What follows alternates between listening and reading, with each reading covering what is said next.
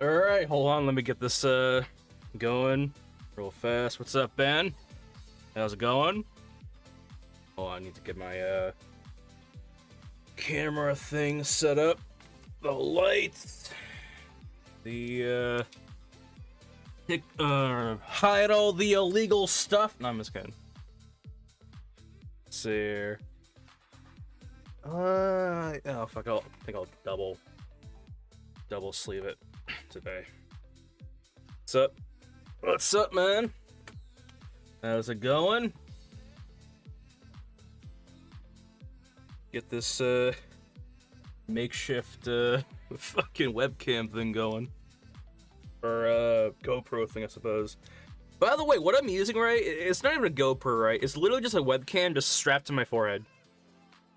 On a goddamn headband, basically. Like, it's like no different than like, I guess hanging a camera over someone's face or some shit. I don't know. What do you call it? It looks dumb, is what I'm trying to say. Like, if there was an actual, like, other cam, I would look like a weird... we call it. It'd be weird. Yeah, it'd be cool to see. Games, but... yeah. We call it. Only reason why I have like this, right, is just so I can like. We call it. Just looks different, you know. But yeah. We call it. I do see that though, honestly. In a couple of days, right? Or at least tomorrow we're gonna be doing some Cuphead. And who followed me? Hold on. My fave. Notice how quiet there's no one else around. Silence. Don't you dare look at me that way. This is boring. What's up, man? Alright, here, I'm gonna we'll start a face cam. What do you call it? Something I might do. Well, I gotta see who the hell followed, if they followed like on stream or like whatever, because I was not here when that happened. Let me everything's all good to go. Let me turn it on the cam. Let's see.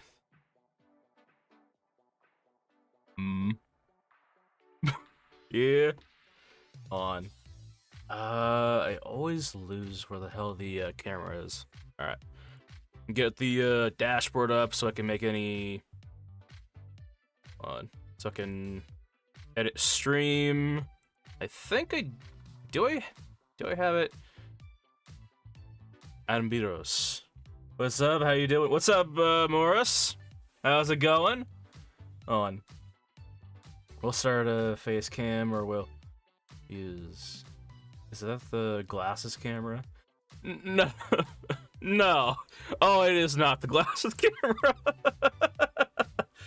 God, I wish I could show you.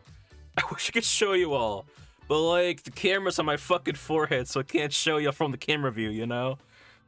Like, I'll have to get, like, a picture of it, though. But, like, on my phone or some shit. But basically, what do you call it? It is so stupid how I have this thing set up right. Let me see if I can, like... So, imagine... Stick a pick. Sponge. Yeah. Imagine if, like, this guy's face is the camera, right? And this is the goddamn, this is the headband that I have on, right? This is basically what's happening and whatnot. Like... It is ungodly stupid. Hold on, let me, actually, you might be able to see it on stream, maybe. Take a picture, though. A caveman flashlight. Exactly, it's like a fucking headlamp. It is so dumb. Hold on, let me, see here.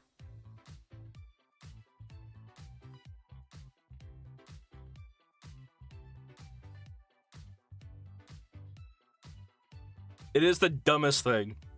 I'll post it in the Discord when I don't know the screen is bright on the camera. On this camera. Hold on. Here, let me get everything going while we're at it. All right, here I'm gonna post it up in okay. Giant dwarf. I've got that before. Let's see here. Let me put this up on the. Yeah, I don't care where I post it. I'm just gonna post it in photos. Let's see here. Let's see here. Let's go. Giant dwarf does streaming. I might post this on the YouTube Shorts channel and whatnot. Honestly, the photo itself. Let's see here. Giant dwarf does streaming.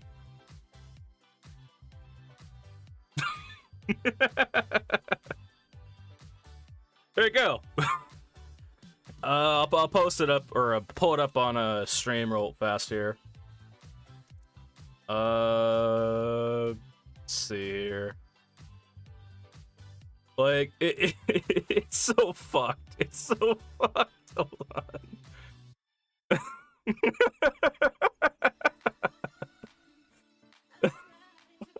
I know it looks so fucking stupid. All right, it looks so ungodly stupid. But like, what do you call it? Hold on. What do you call it? Hold on. So, it looks so fucking dumb, but like, when it comes to like YouTube, right? Oh, let me should I have it on my my Ultra? I can go to my my videos. Go to analytics and whatnot. So for the entirety of like this, my new channel on YouTube, right? Basically, I tried out the whole, just primarily POV cam, YouTube short system, right? Just so you know, is it better than when I didn't have it, or when I do have it? You know, I want to try it out on a clean slate. Just a clean slate. And, well, within 12 days,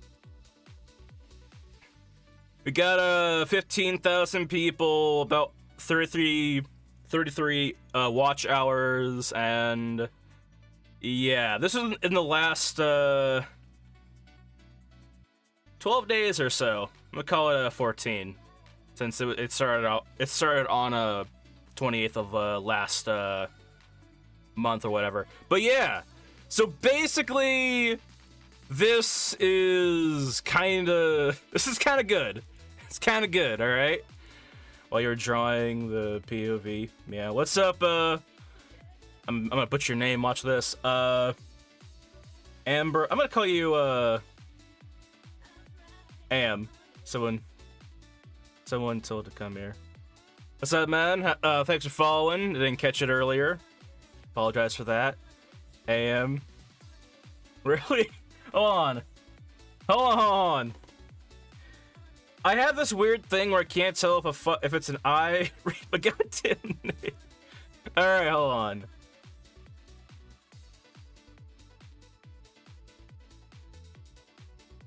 Amderos?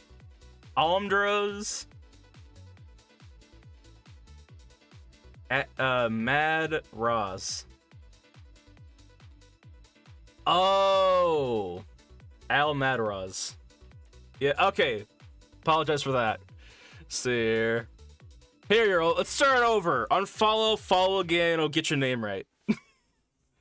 Nah, they're completely over.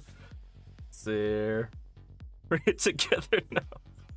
While you're drawing, the POV cam is best. While gaming, it's better. All right. See, meh. Just call me Mealy. It doesn't work. Alright. Mealy. Alright. I'll remember that. What's up, Mealy? Welcome to the stream. Thanks for following. Glad to have you. How's it going? That doesn't work. Yeah. We call it, But yeah, so...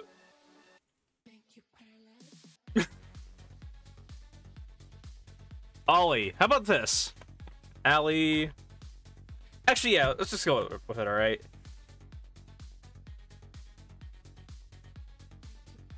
Me, Allie. Me, Allie. Alright. Apologies. But yeah, so... well, let's talk about before. So, we have a YouTube Shorts channel, right? And I decided to go for the face cam, right? Or the POV cam, right? And it has been working out so damn well, alright? Like, essentially, like, it has been going... We call it, basically, within 12 videos, or 12 days of shorts, a video every day, we have gotten more traction and more ahead. So hold on, what are we doing here again? Oh, we're working on a, oh, let me turn this off. We are working on a animated series called Monster Diner Night Shift. It's an animated series I'm working on, and mostly with chat and all. And yeah. But anyway, so we call it I'll probably do the POV cam for art streams and maybe normal cam for video games. A what? It is a 3D animated series, kind of like a normal cartoon or so. Basically, TV. Working on a TV show. It's going on YouTube, but you know, like a novel. It's like an RPG game. Oh no, we're not. Well, we were making a game, but I decided I wanted to put that on the back burner until we are more confident in making that right. But yeah.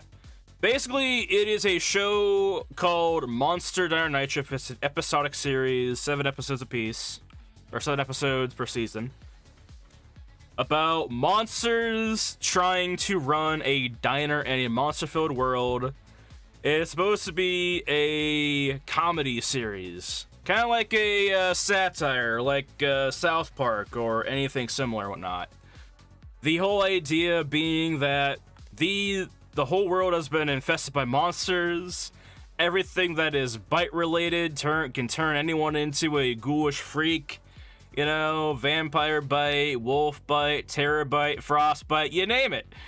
And all these people, with their new monster abilities and whatnot, they all have new problems combined with their human ones, and life still goes on. We still gotta work retail, gotta work those jobs, pay those bills, and all that. We're making... kinda, yeah. So you gave up making a game, see... Basically, it is a little anime series or whatnot. But yeah, the reason why I decided to postpone the game is because right now I feel like if I had the game ready today, I don't think it would have as much quality as I want to, you know?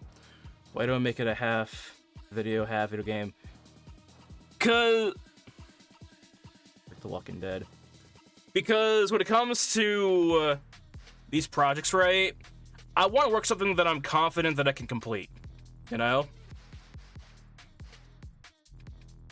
The whole idea of doing this art stuff, right, is to do something that I know I can complete and do well. If I feel like I can't do it well, or the quality that I want is not going to come out on top, then I don't really see the point in, like, spending X amount of years or so working on it, you know? I'd rather work on some smaller projects, build myself up, and then get that project to where I want it to be, where everyone else needs it to be, you know? It's kind of like how some people spend, like, 10 years developing a game, right? And that game ends up dying within the same week, right? Upon it releasing, right? It's like, we call it.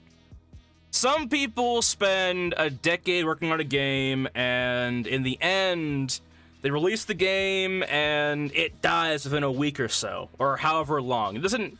The runtime does not equate for how long it took to work on that project, right? I simply want to make a better product, and I want to do it when I'm ready to make a better product, you know? Because there's no point in spending all this time on something that is just not going to be to our liking, right? The animation, I have a feeling, is going to be pretty damn good, because I'm kind of, I have been basically going on a study spree of studying all types of, movie scripts and whatnot, and we've been reading some on stream and all, you know?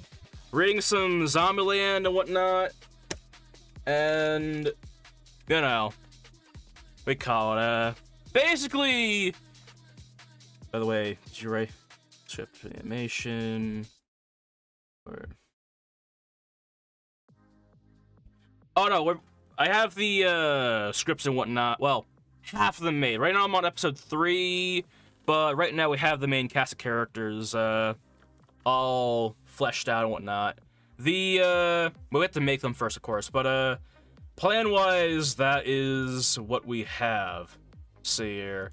One of our mods on stream, Mercury, he designed up this okay, see, he's making the character. One of our mods, Mercury, he drew up an amazing concept for Benjamin, the cook of the diner.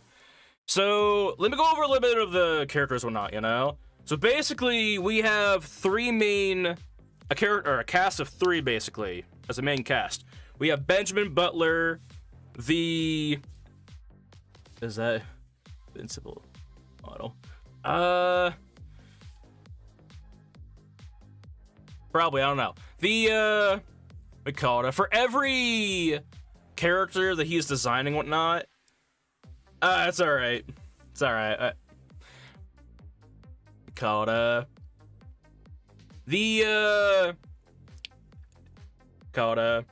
I gave Mercury a bunch of, like, character sheets and whatnot, a little reference model and atlas to work with and whatnot, and that's what he's been doing and whatnot. It looks pretty... To me, it looks amazing and whatnot. Like, we call it. Originally, I was gonna do the concept art myself, right? But that wasn't gonna look as great as this. So, you know. But anyway, so we have 3 characters. We have Benjamin Butler, the cook. We have Linda Knightley, so it's a zombie world but with bugs. No.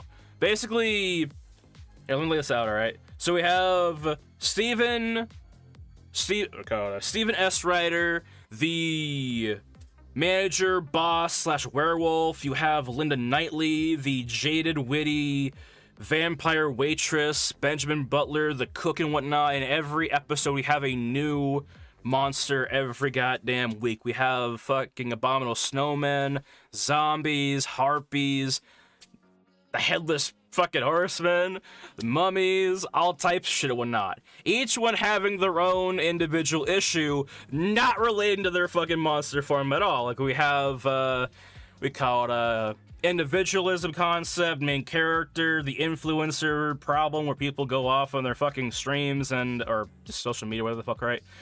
And terrorizing, you know, restaurants and all that stuff, right? You got fucking Karens, you got all these fucking problems and whatnot that, despite being a monster with now added weaknesses, right? These people still maintain their human problems and whatnot, their human dilemmas. And it's basically this, what do you call it? It is just this shit type fucking retail at this diner and whatnot. Basically, imagine Waffle House, but imagine Waffle House, the animated series.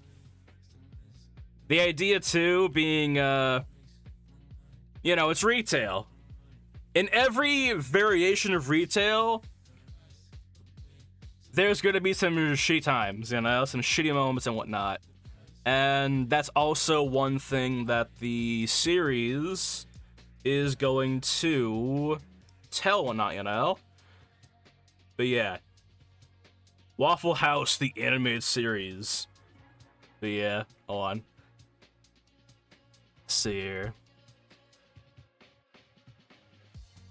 But yeah, we call it, it's almost no different than, Scooby-Doo and how every episode, right? I mean, there's like literally hundreds of, monsters and all that stuff. Well, monsters in that, series and whatnot. But yeah. That is pretty much the concept and whatnot. Right now, I'm working on the... Let's see here. Yeah. Right now, I'm working on the off-screen and whatnot. Or off-screen, off-camera stream. I'm working on the scripts and whatnot, the storyboards and all that stuff, right, for the animation and whatnot. Just so that we have something to go off of whatnot, you know? Right now, though, I have episode 1, 2, and almost 3. There's a fight sequence I want to, like, map out on script, right? Kind of like a blueprint, right? And that one I really want to focus on, you know? Like, there is going to be a lot of heart in this and whatnot, but also a lot of, what do you call it? Let's see here. A lot of, a lot of mixed themes, you know? Like, dealing with customers, having to throw customers out, customers that just are uptight and stubborn to leave, you know? You know, bad food, terrible service, accidents that happen on the job, right? Like, you know, occasionally having to fight and whatnot. Like, it's possibly gonna be the worst place to work ever.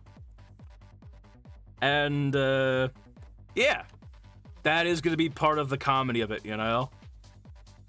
But yeah. Right now, though, I am kind of dual working on the Benjamin Butler, the spider, working on this library for one of the scenes, and trying to get the asset props for that library made and whatnot, which I had to make a bunch of leaves for plants and whatnot. Primarily right now a fern plant and whatnot. Hold on. Fern plants. Kind of like one of these and whatnot. But for stream though, I think I will work on the character and whatnot. The leaves and whatnot, that can... I can do that after stream and whatnot. That's basically a lot of 2D drawing stuff and whatnot, and I feel like the characters would be a lot more fun to watch, you know? But yeah.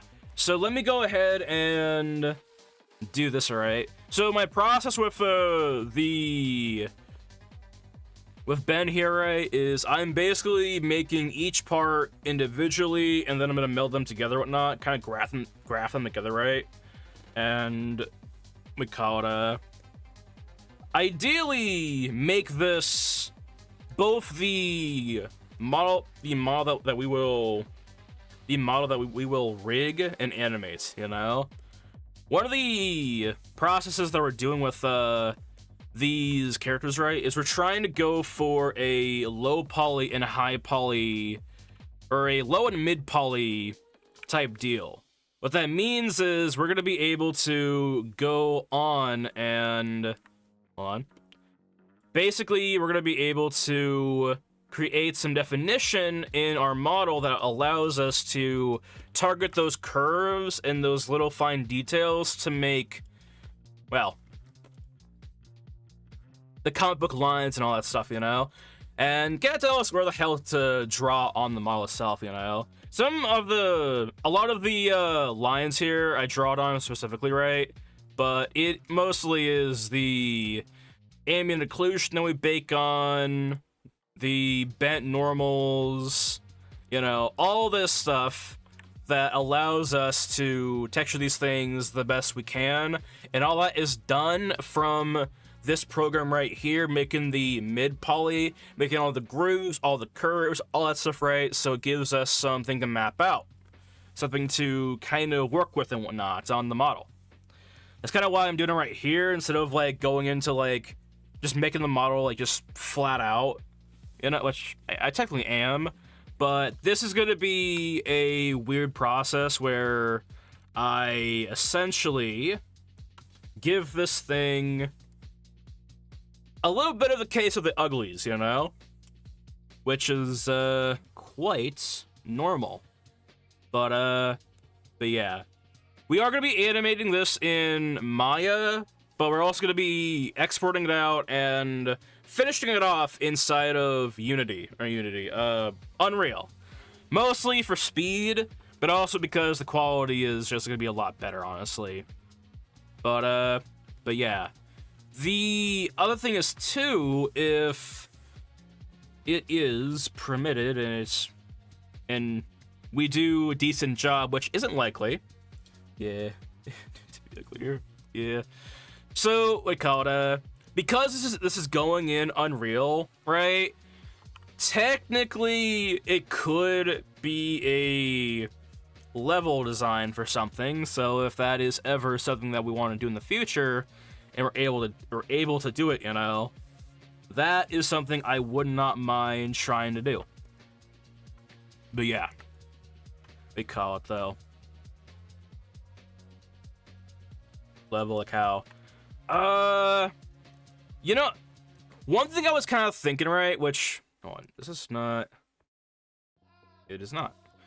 One thing I was thinking of, right, is trying to eventually, not anytime soon, but like, you know those, games where you're supposed to, like, serve customers, right, like, employee, or, we call it, a diner simulator, restaurant simulator, things like that, right? Something like that. Except monsters. Yeah. It is a stretch goal, honestly. Like, I say it, and it's just like, a big part of me is like, it could happen if, you know, we have the people to do it in the future. But right now, it's like, it's fucking far out there, you know? So we serving monsters? Yep! Monsters and, 3D. 3D, but I want to go for, like, a Borderlands Telltale texture vibe, so it'll be in 3D, but the whole idea is, like, you know, comic and whatnot. But yeah. What do you call it? One thing is, too, so with the style we're going for, right, normal games that have like physical based rendering, usually they're running off with like, I would say like 7 or 8 texture maps and whatnot per model, or per material, I should say, which is kind of like 8 maps for everything basically, you know, like 8 maps per weapon, 8 maps per big object, 8 maps per car, character, you name it basically, right? For ours, we're only going to be using 2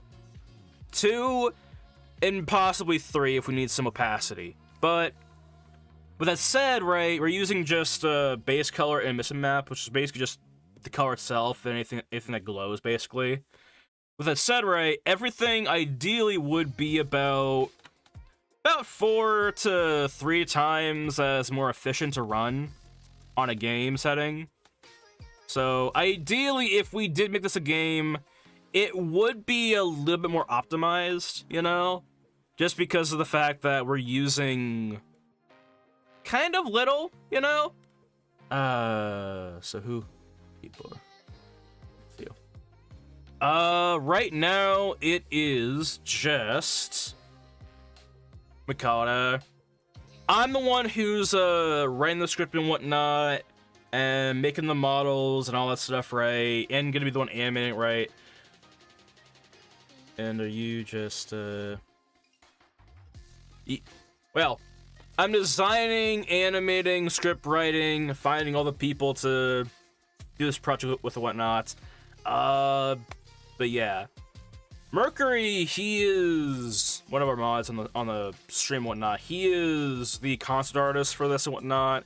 For voice actors and whatnot, what do you call it? I still have to find some, or most of them, but we have at least 2. Exactly. Most of it's on me, but we call it. Most of it's on me, and it's a lot, but it's a lot more efficient than trusting me to code something, you know? That was basically the whole thing about the game, right? Like, in college I did a little bit of coding and whatnot, but like I know for a goddamn fact that I couldn't make anything efficient enough, you know? So that's kind of why I'm taking the design right now, you know? I don't know. If the animation does do well, which, regardless if it does or doesn't, we'll probably work on something else after, or continue the series or not, there will be hope for adding additional projects to our sphere, you know? Ideally, of course, if we can get more people, you know, because one thing that can make a project or selection of projects, right, kind of thin in quality is like, you know, not having enough people to account for all that you want, you know? Like, I know games like Terraria and other games like that kind of went the whole solo route, right? But I'm a firm believer that, like, what do you call it? Everyone's circumstance when it comes to making games, right? It's different, right? But it's nothing to, like, you know, what's the term? It's nothing to just go about, you know, just willy-nilly, like, you know? Because at the end of the day, right, you're spending possibly years of time to make something, you know? Or a few months at the very least. You're making something 2D or whatever. Or if you're using, like, you know, store-bought assets or whatever, you know? So, in my opinion, right, if I am going to work on something that will take so long or whatever, I want to do it in the best circumstance, you know? Build that circumstance where I can have that game that we want, rather than hope and pray now, right? But yeah.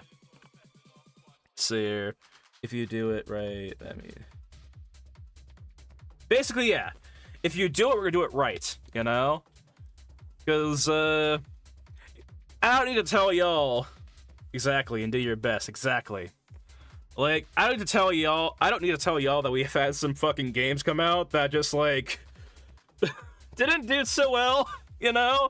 Not from me, but, like, you know, like Conquest, High Guard, that, Suicide Squad game, right? A lot of fucking, and indie games as well, right? A lot of them just spend so much time on them, right? And it just dies, alright? Like, And, you know, we call it being prepared. That's what I want. We call it, though. One game that I feel, though, has actually, that has done pretty fucking good in such a small amount of time. It's a 6 song, just prepare. Exactly. Like, what do you call it? Exactly. Like, what was that game? A bunch of people are playing it now. Over Intent or something like that. It's basically a World War I style simulator or not, basically. Bunch of people, bunch of players come on, and they build trenches, they fight in this war, you know, it's PvP. Amazing game. Alright? Very fun. That game, you know, is a fresh break from like the weird stuff we've been getting so far. Gotta finish a game. Alright. But yeah. What do you call it? That game is a fresh break from what we've gotten so far or not in games or not. I think we call it yeah. Let's see. Let me check on a YouTube stream and whatnot. They call it some bitch. Whatever. I keep on forgetting that I have YouTube on now for streaming. By the way, you know, like, I'm just gonna fully warn y'all, alright? If my bitrate or bandwidth decides to blow itself up, right, and stream is lagging or whatever the hell, right, and I can see it on my end, the first thing that'll go will probably be closing down programs, right? But the first thing that'll go is probably YouTube. Is it different than the old one? Yeah. So basically with the channels, right, there's now 3 of them. Well, there's 2 of them right now. A third one will come out once I have like an episode ready for the animation. But basically we have VODs and clips, edited clips and whatnot for the stream. And what do you call it? The reason why I did that in the first place was because on the original channel, right, one of the problems was that on YouTube's algorithm, right, when one video gets a decent amount of views, right, and one gets a low amount of views, it kind of blows up every video that comes after, basically. So I would post like a short that gets like close to 2,000 views, right? I upload a 10-view, 5-hour-long VOD, and it thinks, holy shit, YouTube thinks, holy shit, a bunch of people stayed to watch 1 minute of content, but no one's sitting through 5 hours. Let's just kill this guy, you know? Might be personal if you the show. I will show. So okay. No. I'll try. There is no. When it comes to like swearing and all that stuff, right? There is no F-bombs. The only thing that might be a little bit much though is like, what do you call it? So when it comes to these people with problems and whatnot, like, what do you call it? They're very vocal about what they feel, basically, you know? Not to say that they're gonna be out here, you know, like, spitting out slurs or whatever the hell, right? But I think the worst we're gonna have when it comes to, like, you know, curse words and all that stuff, right, is probably just, like, what's the worst we have? Because in my mind, it's not too bad. We do have a couple B words in there. It's probably the worst one, but it's said from the waitress and whatnot. But yeah, I'm still on the fence if I want to have it in there or whatnot. Right now, though, none of the lines have been recorded for them. I'm gonna take off this guy's tusks for now. None of the other lines have been recorded or whatnot, so what do you call it? I could change it out and whatnot. A big part of the planning process of this entire thing, right, is I want to finish the scripts before I do any voice acting work, you know? because I would hate to bring in the voice actors or whoever's gonna voice the characters right, have them all record lines right, then we come back next day and I'm like, hey guys, we were doing this shit, you know? Oh, I can voice act. I'd have to listen to what you sound like or not, you know? Because one thing that every character, I need like some characters, I need their voices to like match the vibe of what they bring, you know? Because we have some like I don't have proper equipment. Yeah. That's the thing, you know. So for the voice actors, right? What I'm gonna have to do or have them do, right, is I'm gonna have them record their lines on their end, right? Because Discord and any calls bullshit is gonna mess with the audio, right? But I'd have to have them record the audio, they send it to me, and yeah. The upside about some of the... So, just to kind of put it in there right, I guess. We have 11 characters that we need voiced whatnot, you know? And... what do you call it? I'm not opposed if someone is able to do multiple voices, right? As long as they're like distinct and whatnot. Like, we do have one voice that I feel like we could have on... Not one voice. We have 3 characters that I feel like we could have on one person's voice, I believe. But it would be very apparent, I think, that we decided to go down that route for the animation. Or just for, voice work and all.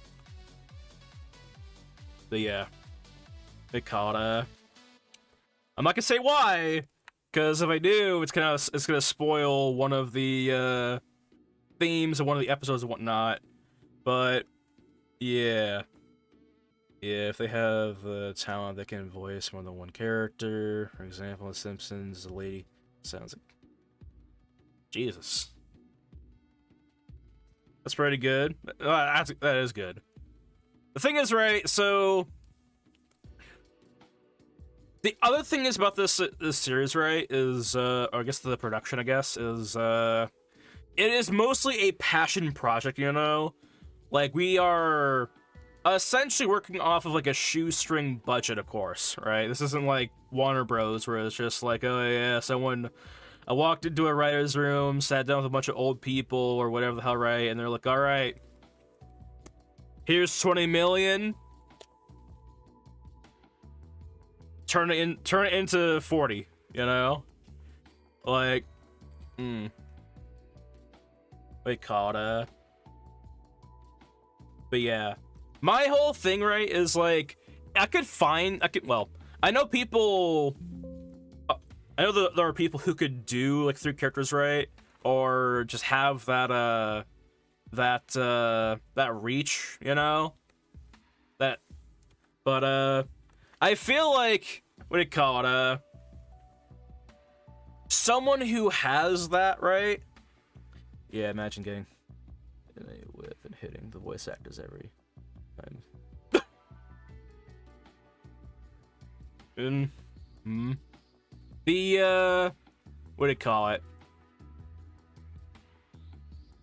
My whole thing too when it comes to the production of this animation, right, is I don't want to start any like huge things, right, or huge steps until we're absolutely ready for it, you know?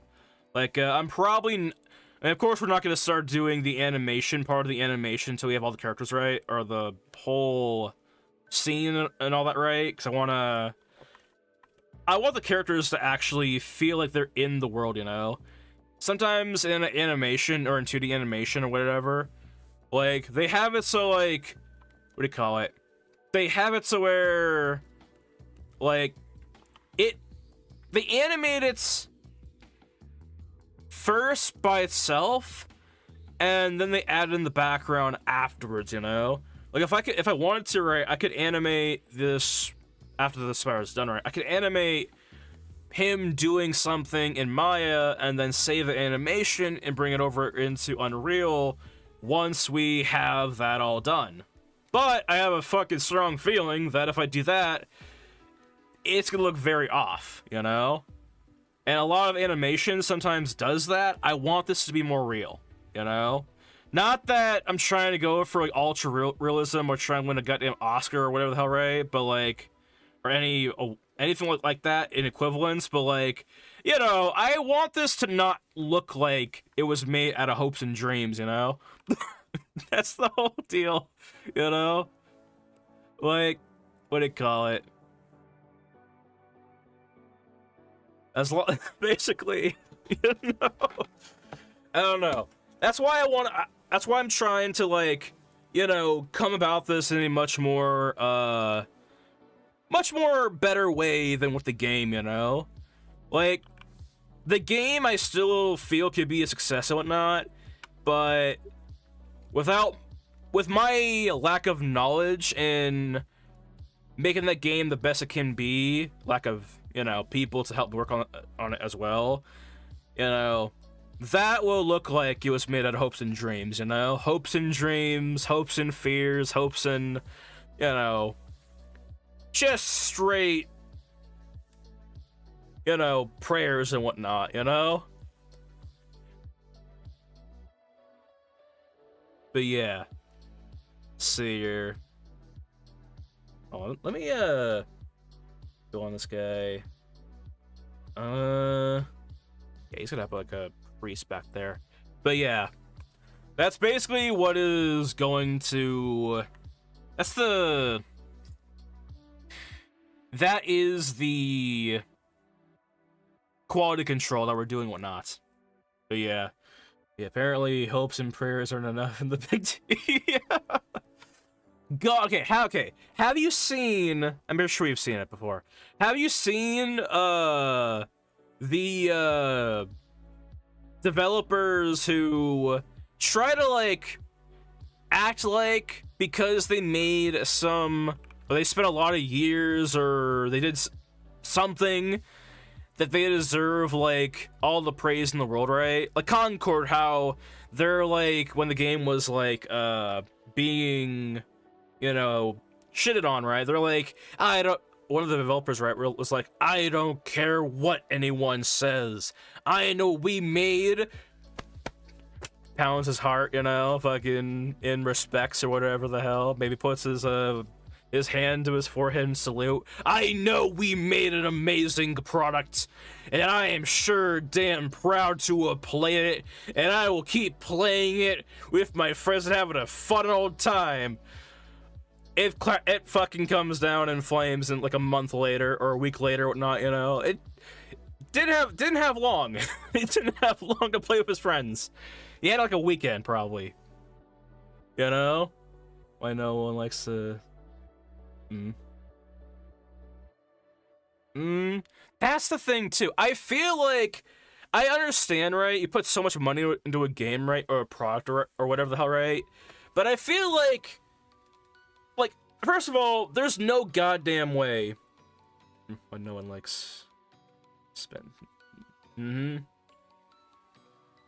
I still have to watch Smile's friends and whatnot, or Smiling Friends and whatnot. But yeah, like, I understand, right? If you have, like, so much money sunken into something, right? Like, you probably don't want to let it go, right? But I feel like, you know, same time, like, cutting your losses on that would be so much better, you know? Like, what do you call it? Because no goddamn game, free to play or whatever, is ever going to get back that fucking 200 million or however much they spent on the game. Like, there's no way. Like,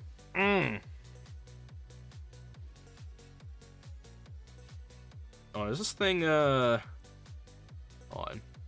Do I have to symmetry this again? I think we did the math one time on stream, and we have concluded that in order for Concord to make all that money back, they would have to sell or be as successful as Elden Ring on launch. I understand. Yeah, just why? Oh, that's all right. But yeah, like we did the goddamn the math and whatnot.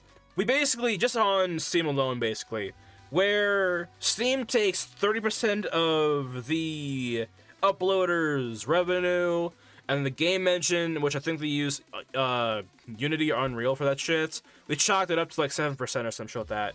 So basically, they rip out about 37% of the revenue from the game, making, I think the total was like $17 or so, like per install, right? Because I think they had it up for like $30, I believe. It would have taken them well over 12 million installs to get back what they owed their investors, right? Or to break even, really, on the budget for the game and whatnot, you know? They would have to reach Elden Ring-style success to get that game even remotely successful. And Elden Ring, on launch in the first week, sold over 16 million copies. 12 million would be to break even. 16 million would be to pay back their investors. Because usually when it comes to investors on a game project, or anything for that matter, right? Warner Bros, movies, whatever the hell, right? Usually they want back twice as much as they give out, or at least 20%. Very minimum. And whatnot. Like, it was like, they were fucked. They were so ungodly fucked. Like, there was no saving them. There was no saving them. It was basically, alright guys, we're fucked. Let's release this shit anyway, and we'll see what happens. That was basically what happened. What I can imagine in the office and whatnot, you know? Like, any game that sells over, any game that has over $5 million, or $5 million, $50 million in budget, it's gonna fucking fail, alright? In my opinion, yeah, I wouldn't invest 20. I wouldn't invest 26. We called, but yeah, the, whatchamacallit, I feel as if, alright, and I know there's a lot of games out there that kind of do wonders, right? But wonders, even though their initial budget was so high, right? I feel as if video games, when being invested by a third company, right? An investor, whatever the fuck, right? It should never, ever be above, like 10 million, alright? 10 million is a stretch, alright? Like,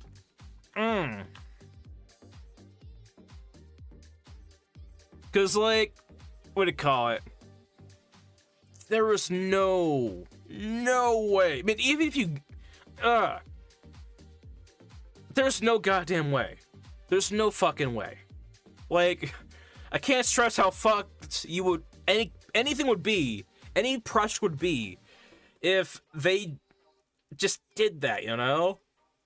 And every project that has ever came out that has had that level of a budget has failed, right? Again, Skull and Bones, High Guard, Suicide Squad, so many goddamn games. Assassin's Creed, if you talk to the right people. A lot of games, you know? Like, it's like, what the fuck? Like, And a lot of them come out saying, like, of developers, right? They come out being like, oh yeah, I know our game was shit, but, like, we had fun making it, and that's all that matters. And it's just like, Great. You're fired. Like, either they're fired or they are not working on under the game that company again, you know? That is the two options usually. But yeah. What do you call it?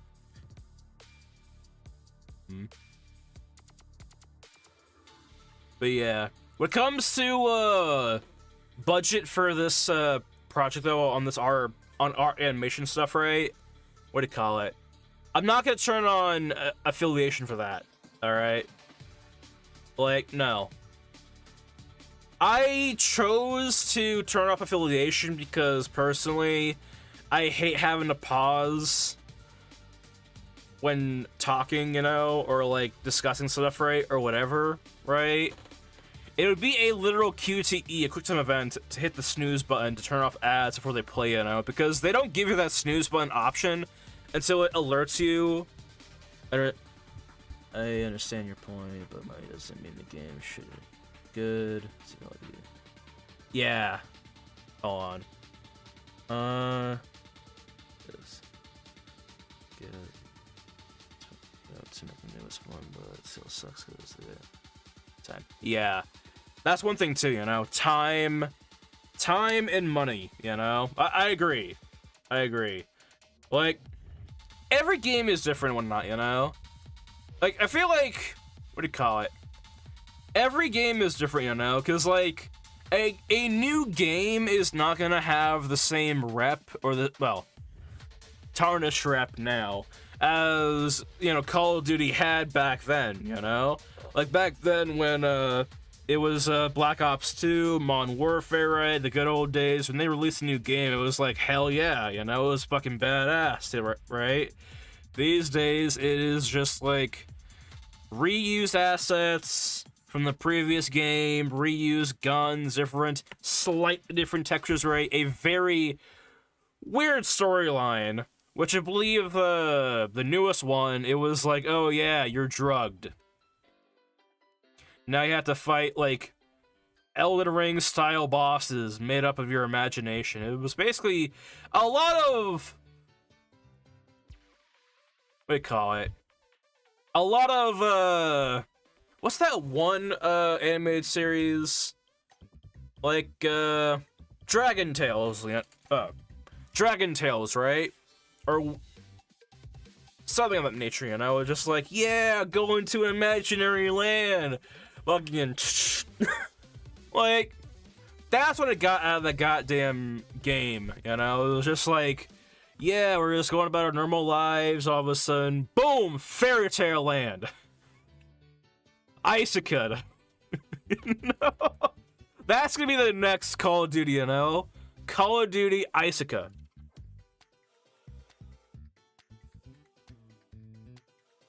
With a bunch of AI. I think they were testing the waters on that one too, because they did have AI in the... AI art, at the very least, in the newest game. Mostly, what the hell was it? It wasn't like, oh, we're gonna use some AI to generate some gun models or whatever, which... it would have been game over for them, probably, considering. But, Studio Gimli, that's what they were doing. AI... This art takes a lot of time to figure out words to generate perfect. Takes a lot of time to write those words. Again, you know. Okay, when you think about it, right? It took, okay, let's say someone generates some arts, AI arts, with, ChatGPT, right? Or whatever the hell, right? They had to go to, like, elementary school to learn the words they had to learn to have the knowledge of those words existing, to type them out, right? It's years and years and years of experience just going through, you know, the, Hungry Caterpillar, Dora the Explorer, the Magic Tree House, right? Nah, I'm just kidding. AVR, Twitter arguments, yeah. Dude, I got off Twitter, alright? I used to, like, post a lot of stuff on... Not a lot of stuff. A lot of Twitch stuff on Twitter, right? Like, a lot of art and all. And... Bro, like, it is filled with bots. Like, packed. Like, you can go on... I would go on, I would go on Twitter, right? And I would go off and just post some art that I was doing on stream, whatever the hell, right? Promote the stream, try and see if we can get some, you know, eyes on this, right? And, like, half the people who would, like, follow the account, right, were bots. Just straight up bots. Just, like, I remember too, right? One day I had like 100 so or a couple hundred, you know, followers, right? And half of them would be bots. Just you know, the classic do not redeem, you know? And they would always try to like message, right? It'd be like, hey, you want some art done, you know? I can make you some art. I can make you some art. I got commissions for you, you know? That's the reason why CPUs are expensive, bots and AI, you know. Oh yeah, believe me, it's getting bad. I think I may have paid like $600-700 for my CPU, right? But yeah. I always found it funny though, right? On Discord and on Twitter, right?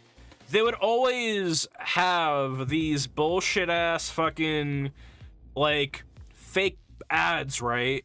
Or they would message you directly of like, hey, if anyone needs some art, oh, do you need some art done?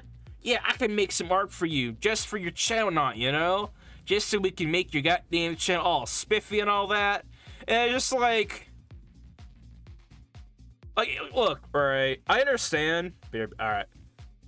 I understand, like, if I, we call it, like, if I was gonna go to an art streamer, right? Like, it was annoying, you know? Cause like, look, if I am going to make a bunch of stuff for my stream, right? If I'm gonna make the icon, if I'm gonna do, or if I need an icon, panels, or whatever the hell, right? I am going to do that myself. Because I know what I'm doing on my stream, I know what I'm streaming, I know what I want to present, I know what I want this to look like, you know? Not some AI, not some guy typing a bunch of words. I know what this channel looks like and what it should feel like. Not some goddamn Sora or whatever the hell, Gemini or whatever the hell someone's using, you know? Like, I don't need that. That is not needed. But yeah. What do you call it, though? Not to say that I haven't, what do you call it, fucked around with ChatGPT, you know? I am guilty of using ChatGPT and whatnot. To like look stuff up and whatnot and whatever. But yeah. What do you call it? The what was it? Mostly what do you call it? I think the only AI that I use now is the Google AI, you know? But I feel like, you know, they force that in your face, you know? Like, you could look up a question just through the normal Google search thing, right? And it'll pop up their Google AI assistant, right? And be like, oh yeah, you wanted to know this? Oh yeah, here is the entire list of information about that one thing you were looking at, you know? Like, I looked up, you know, like how to... Like, I looked up, what ingredients are usually in a hot pot, you know? A hot pot as in, like, some Japanese stuff, you know? Because I wanted to make some at home, you know? Like, I wanted to get into that, you know? And it was like, oh yeah, here are, like, a bajillion sites for, you know, how to make hot pots and whatnot, you know?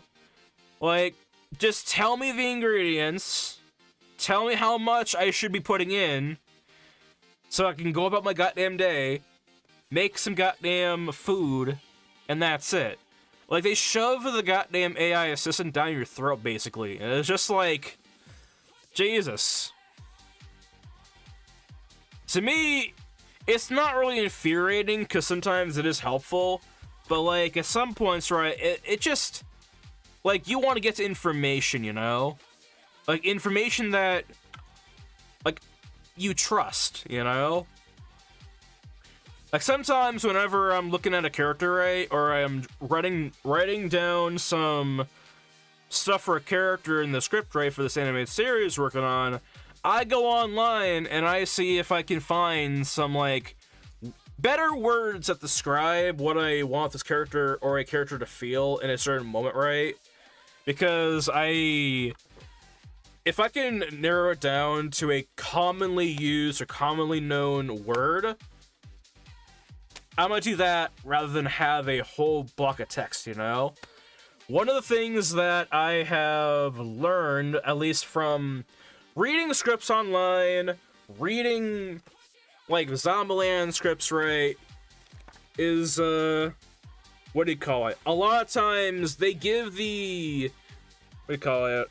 A lot of times, right, in the scenes, they use a lot of improvisation for the character night, you know?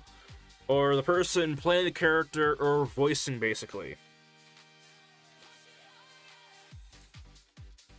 In some cases, instead of having, like, a big-ass, like, descriptive text, right, it's just a bunch of small actions that kind of piece together the scene, right? And, yeah. It is helpful. But yeah. I don't know. In my studies of, like, you know, learning how to make a decent script and all, the one thing I picked up on and learned was, or mostly learned, is, scripts are basically blueprints, you know? They're only meant to be blueprints for whatever the hell you're making, basically, you know? Like, they can be used to tell the story, right, of course, and it should, of course, but they shouldn't be so goddamn... They shouldn't be so filled, you know? If that makes sense. A lot of it needs to come from, you know, directing and directing it on scene, you know? Because there is getting what you want out of a scene, and then there is here comes the day, and you have X, Y, and Z you can actually do, you know? Because in the script, right, from the Zombieland stuff, right, that is more apparent than anything else in that entire book, you know? It's just, you want something, but, you know, it all comes down to, you know, the day of shooting. Like,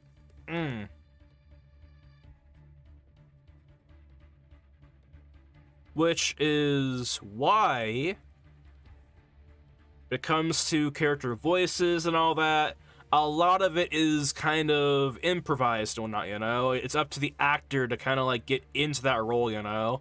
But, because I know I'm not hosting a big-ass production, right, I don't want to give my voice actors a headache and just tell them to figure it out, you know?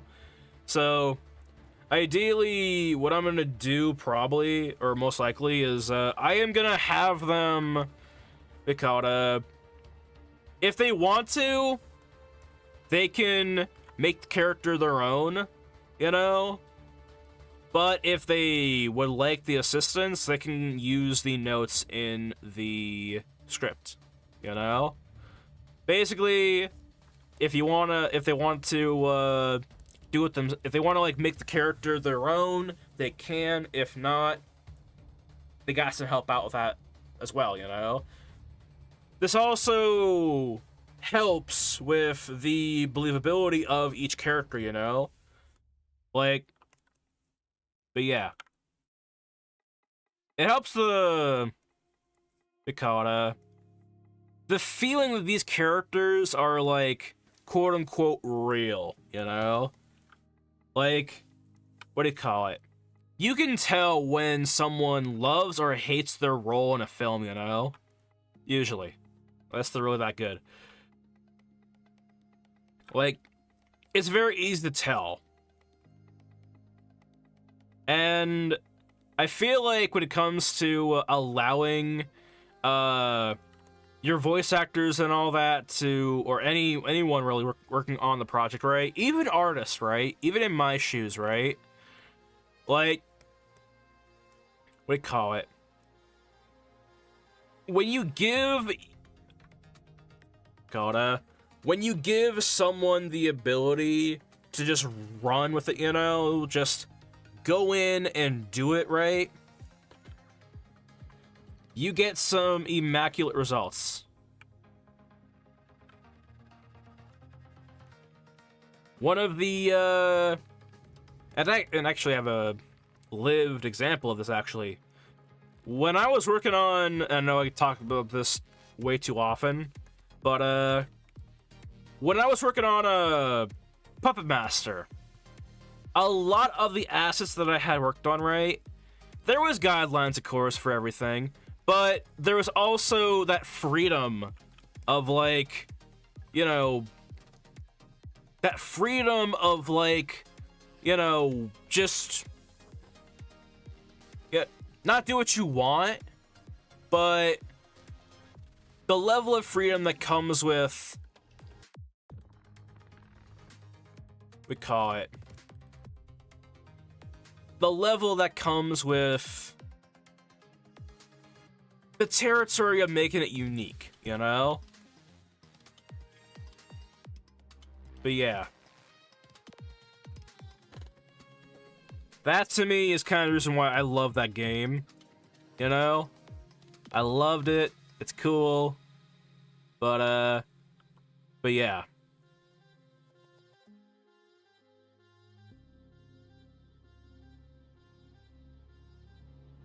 Let's see here, though.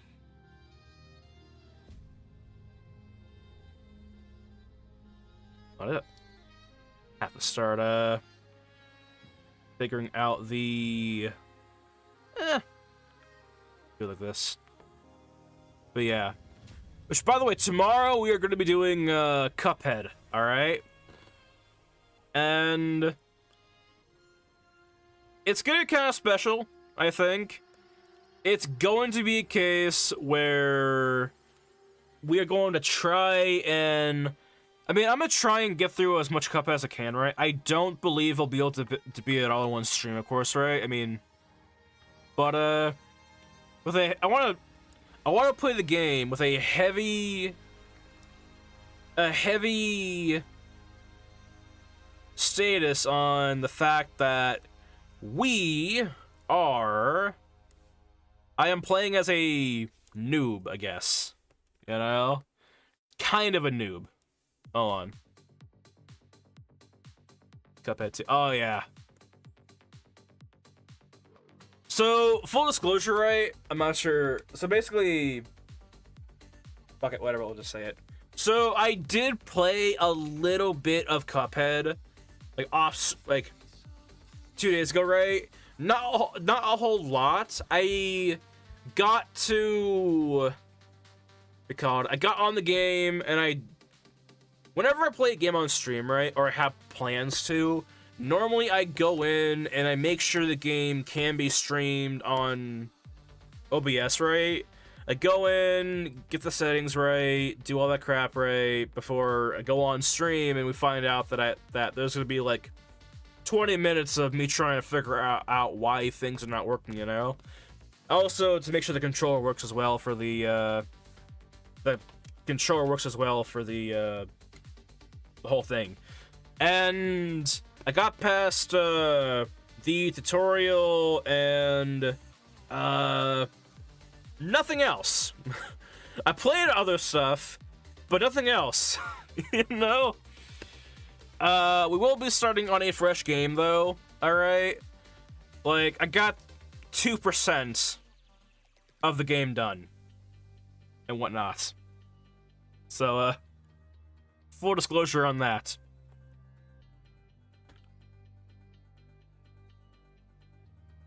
But yeah, oh no.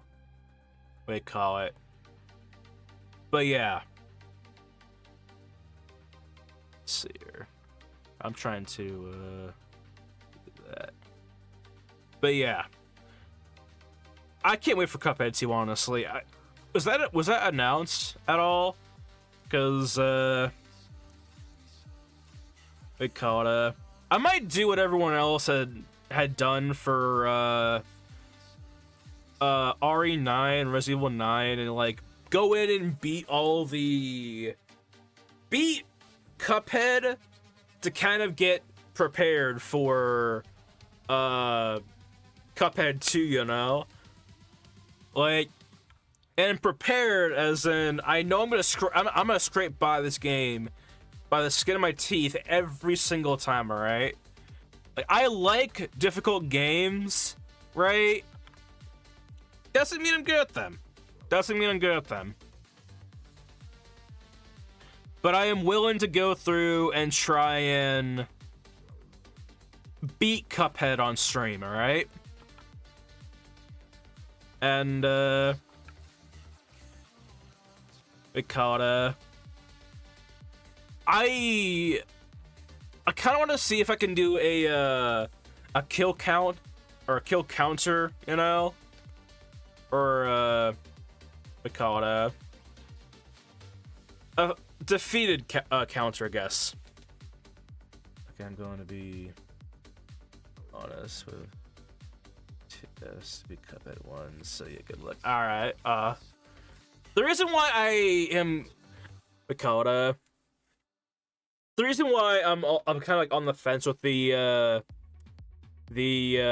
death counter, right, is because I know that I'm gonna die a lot, so many times, right, and it is going to add to the infuriating nature if I have to like every like 5 seconds or so like take or alt tab out, hit the button to raise the number, and because it seems like not a big deal, right? Like, oh, just a number counter. But once you're like having to hit it like 100 times, right? That's when it's probably gonna get kind of annoying, you know? And I have no idea how to set up to be automated, you know? But yeah. I don't know.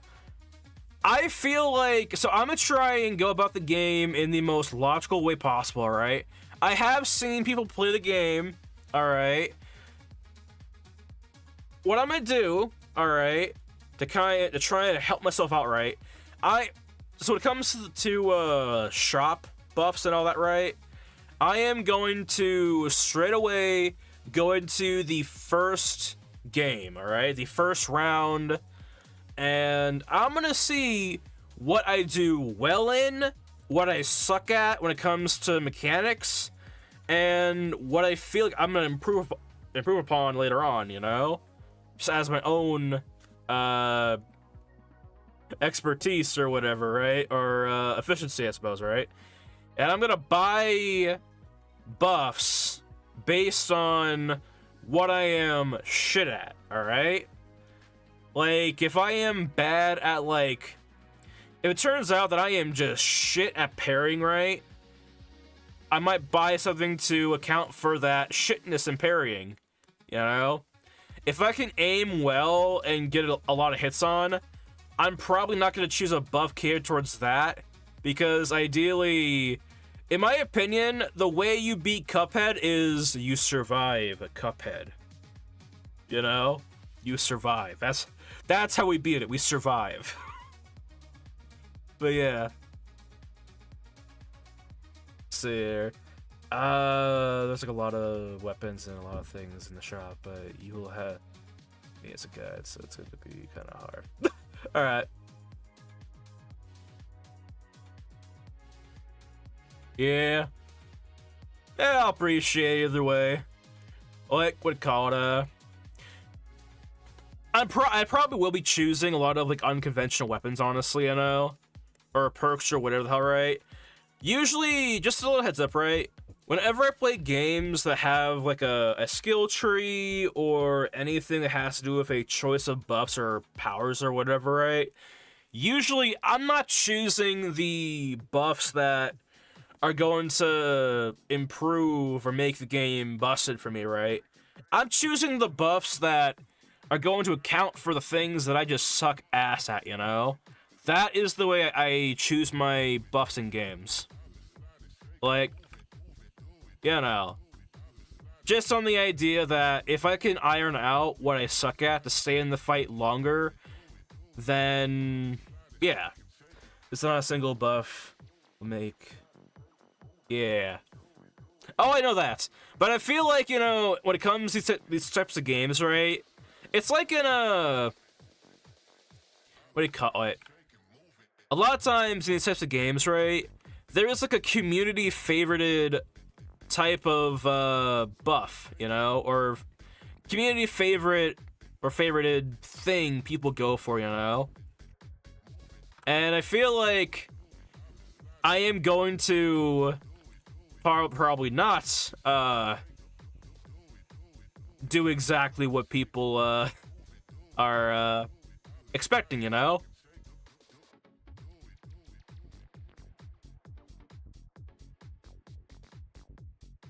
But yeah. That is just something that I am going to, you know, put out there right now. Like, I will try and, like, listen to chat, right? But, you know, if I feel like there could be, you know, if I feel like there's better usage for my coins, right? I will probably do that. Let's see, I'm trying to figure out here. I want this thing to be less hot dog style, hot dog bun style. Here's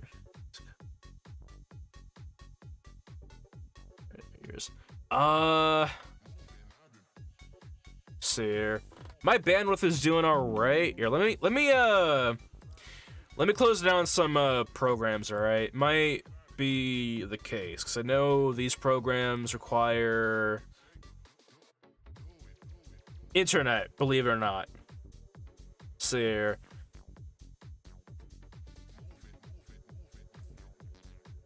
See here. That might fix it. Is there anything else up? That is probably it. What is my bandwidth doing? It's still managing. It's still managing its average, I think. Yeah.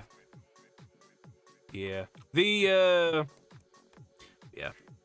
So the course that I was doing in Cuphead, right? It was one of the first ones, of course. It was the one. God. I want to say the one with the mushrooms, flowers, and all that stuff, right? But they kind of all do. Most of them do, from what I from what I've seen. It's the first stage where you're going from like one end of the course to the next, basically, you know, from A to B. And I have not, I did not beat it. All right. Ideally, I want to beat it on stream. It's kind of why I just stopped, right? But I got a good idea. I got a good idea on what I am going to probably need to buy buffs for, you know? Train guy. Maybe. I didn't get to the end, though. I have no idea what enemy is there. I don't think it was the train guy. That'll be at the end. But, I remember the train dude being, I think he was in the third area, or second area, I don't know. I know he's part of the carnival theme thing, so I know it wasn't him. Like, is it the same area where the, that Yam boss was, alright? I didn't do that boss, but I know of it. On. But yeah. Why is the... optionally 1080. Hold on. That I have no idea.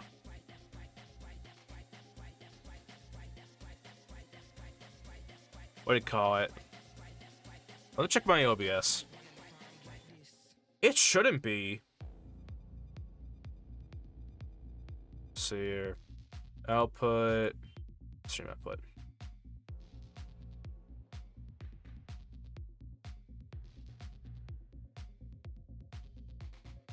No, it should be, yeah, no, the area. Yeah. I feel, I think Twitch is just being a dick right now. But, what do you call it? The, I don't know. I feel like I know what I'm gonna have to, get buffs on and whatnot. Like, parrying. Like, I know, I saw a buff in the store that had to do with, being kind of immortal while parrying, you know? And, not immortal, but, like, you can't get attacked, basically, or take damage, I suppose. But, what do you call it? I know what I'm gonna do is... I'll go on YouTube. Alright. Alright. See here, though. Alright. Let me, hold on. Let me go ahead and open up YouTube's, stream thing, because, yeah. Alright.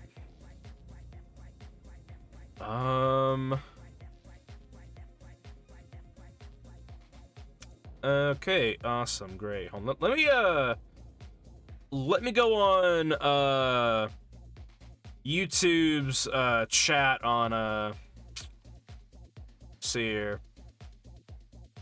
On Brave browser, because it is not showing up on Firefox because perfectness. Hold on. Let's go here. Go here. Alright. Okay, now I'm here. Great. Alright. I think what it might be, honestly, just to be honest, is, streaming on both YouTube and Twitch, alright? Like, that is possibly a big thing contributing to lag. But yeah.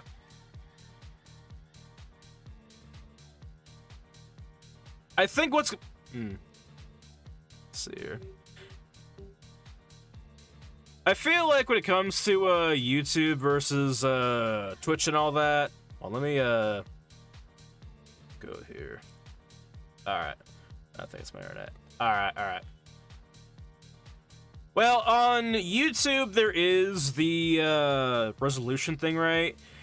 That's kind of sucky, honestly, about, Twitch or not, you know?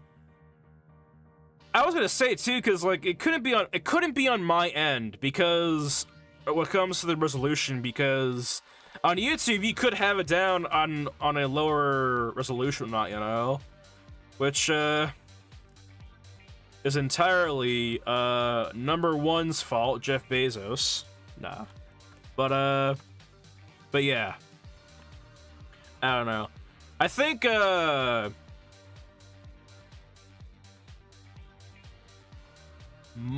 see here.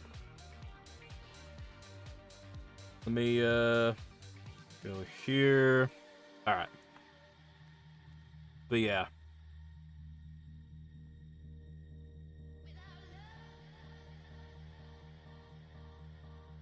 I think after stream,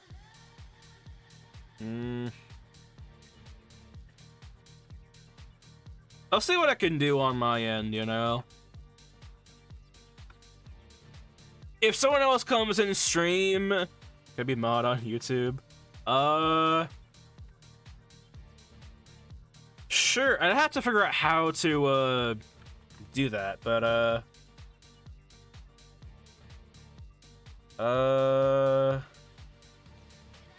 actually, yeah, here we go. Manage block words.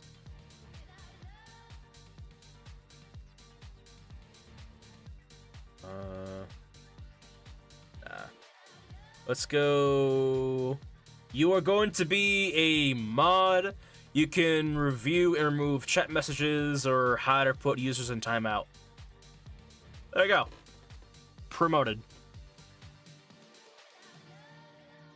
On the empty stream. What's funny, honestly, so the reason why I didn't really have, or I didn't really want to have mods on before, honestly, it's like being a king in a one guy's village. Yeah, that's kind of the reason why I didn't want to have mods in the first place, or not first place. I wanted mods, right? But I also knew that, like, am I gonna give people mod for a stream that has like one person watching usually, or like a couple of people watching at most, right? If it was like 10, 20, 30 people or so, hundreds or whatever, I don't understand why. But I felt like, here you go, here's the keys to the city that only has like 5 people in it. That's what I was thinking of. I'm like, is this the right move? I kind of feel like this is the... I kind of feel like this isn't right. But, honestly, the more I thought about it, the more I realized, like, there's no point not to have mods, you know? Like, but yeah, 5 people are a lot for this stream. Yeah, that's true. You know what's fucked, actually? So, I talked about this before in, beginning, right? But, the YouTube... the YouTube Vods channel, right? When I was, on the other channel, right? What happened, right, was, what do you call it, basically, I would upload shorts, right? And some people would come to stream from those shorts, right? Or however they would. And what happened, right, is we would get a surplus of people 1 week, right? I would upload the VOD. It gets like not even like 20 views, right? And then the rest of my shorts, the rest of the week, right, would just tank from like 200 and climbing back up to fucking like 1,000 views, right? And then blow itself up again on the next VOD and just, it wouldn't be good. It wouldn't be good. Basically, we had a stagger of like 200 to 1,000 views, right? Lucky if we got to 1.5 or 2,000, right? And let me show you the just to show you how insane it was, or it is. All right, hold on. Let me do this. All right, I'm gonna do we are going to do a compare and contrast with this. Hold on. 3D sandwich ultra.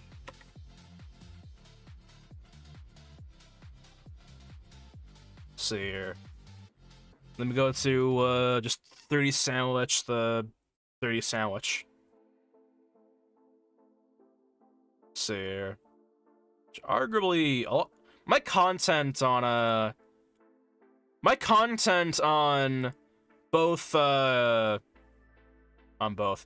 that channel, right, did kind of like shake, I guess, right? Because some weeks we were doing gaming, some weeks we were doing art, sometimes we were just talking, right? It was very messy and all that, you know? But can I have this in a list, please? Yeah, whatever. Alright, so I'm gonna go from our popular, then I'll go from like latest or not. So from our popular videos, I'm gonna minimize this actually. We would have, let's see here, whoops. Minimize it so I don't get that. We would have like our max would be like 1.7k, which arguably, right, I mean, it isn't a whole lot, but for what we were doing, right, starting out, right, I thought it was pretty special, right? The average was like 11, 80, 1,000, sometimes would hit close to 500 or whatever, right? Very broken up, right? Not consistent and whatnot.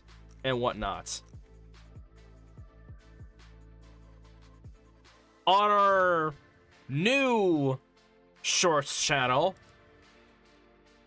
it is a consistent, or mostly consistent, 1.2k, 1k, 1k, 1k, 1, 1, 1, 2, 1. These ones are climbing up to 1k and whatnot. These I uploaded yesterday and whatnot. We still have time to cook and whatnot. But, actually, let me see here, actually. Switch. Go to Ultra. Hold on, let me, can I just, like, go to this one's thing? Or am I gonna have to, like, go through some bullshit? Hold on. Your videos. Let's see here. My intro for, shorts is, it's kind of funny. Hold on. Let's see here. My intro. So, okay. My method to having these shorts kind of do well, right? Which also helps for the viewer as well, if they're like really gonna be interested or not in the video itself, is yeah, whatever. Is I will start out just by blurting the word of the topic, basically, you know? Like if the video is about deciding what sandwich topping is underrated, right? I'll start off with just kind of shouting, you know, underrated sandwich toppings. If someone's interested in that, they'll probably stay. If not, they'll go, you know? Ideally, I want those who are going to be interested in stay, not the ones that are going to go, right? Because I'd rather have 500 people who stay and watch than a mix of people who kind of like leave midway or whatever, you know? Which is also kind of why, like, disliking a video is actually really important. I know it sounds like I cope. M18 does that a lot. Yeah. Which, by the way, alright, dislikes. Just frustrated. Yeah. Yeah. Well, thing is, right, when it comes to shorts, right, or just, like, videos in general, right, your hook needs to hit. It needs to grab attention within the first 3 seconds. If not, they're gone. That's it. But here's the deal, right? Dislikes. Dislikes on a YouTube video or just overall on a channel, right? It's not just for a subjective feel towards the goddamn creator, right? Honestly, if you wanna, when you dislike a video on a channel, right? It mostly helps the channel out in the long run, not with like telling the channel owner that their video is bad or you didn't like it or whatever the hell, right? Disliking a video basically makes it so that that person's content is less likely to be pushed out to you and pushed out to someone else who may like it, basically. Like, for example, right, if we have a video that has 100 dislikes on it, right, the next video, the algorithm won't push it out to those 100 people, they'll push it out to someone else. To a different 100 people. See how many people like it out of those 100 people, and keep going until it basically funnels down to find your target audience on Twitch, on YouTube and whatnot, you know? And that is the opposite of how Twitch works. It's just, you have high number, great, you're on the top of the list. That's how Twitch works. YouTube, it's just like, oh, the higher the hate, the high success. Yeah. Like, what do you call it? Like, we call it. Like, if you, let's say I run by a cooking channel's shorts, right? And I just hate cooking with a passion, right? Cooking makes me angry or whatever. And I dislike the video. Someone else who is not me will probably get that person's video. And if that person who is replaced by me as a viewer is into cooking, then my dislike basically rendered that guy an additional view. Or in the long run as well, additional traction to find more people on the algorithm that'll like that person's video, right?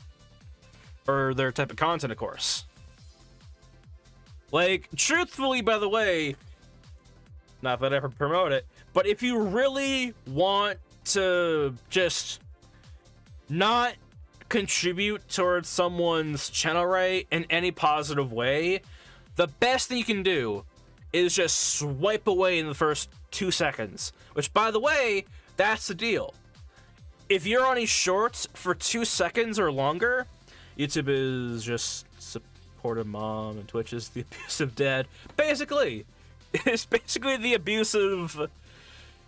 Someone's being abusive in the goddamn relationship, you know? Just what it is. But yeah. Like, if you really don't want to support a channel, right, just as soon as you see the video, swipe. Don't like, don't dislike. Alright? If you stay on the video long enough to press don't recommend, you're probably fucking yourself over, because on a short, right, on a short, right, there is a swipe and a stay rate, that meter. And what qualifies you as a stayed viewer is if you stayed for longer than 3 seconds. I am not joking with you. If you stay on a short for longer than 3 seconds, it counts you as a stayed participant in that video. Alright? If you just like swipe, that you just brush past someone's video, that will put you in the swiped away portion of that video. That's why they say kind of, and I test this out too with my own self, you know?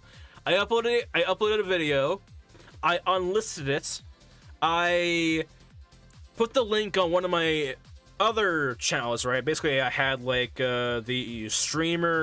this streamer channel, right? Go watch an unlisted video on my Ultra account, right? And I just had it watch it for 4 seconds. It counted that one view as a view. At 100, I mean, of course, 100% fucking stay rate, because it's the one channel that watched, you know? One person who watched, right? Like, it's just that. You stay for longer than 3 seconds, or 4 seconds or more, and you are now in the system. And it won't matter if you dislike the video or you don't recommend the video, you still might have a chance of getting that person's video one way or another. So when I put not interested in reels on TikTok, so I don't have things, just plays. Oh yeah, oh yeah. The best thing you can do is just swipe away. If you swipe away, it basically, it doesn't affect your algorithm, you know? We call it, like, basically, like, what do you call it?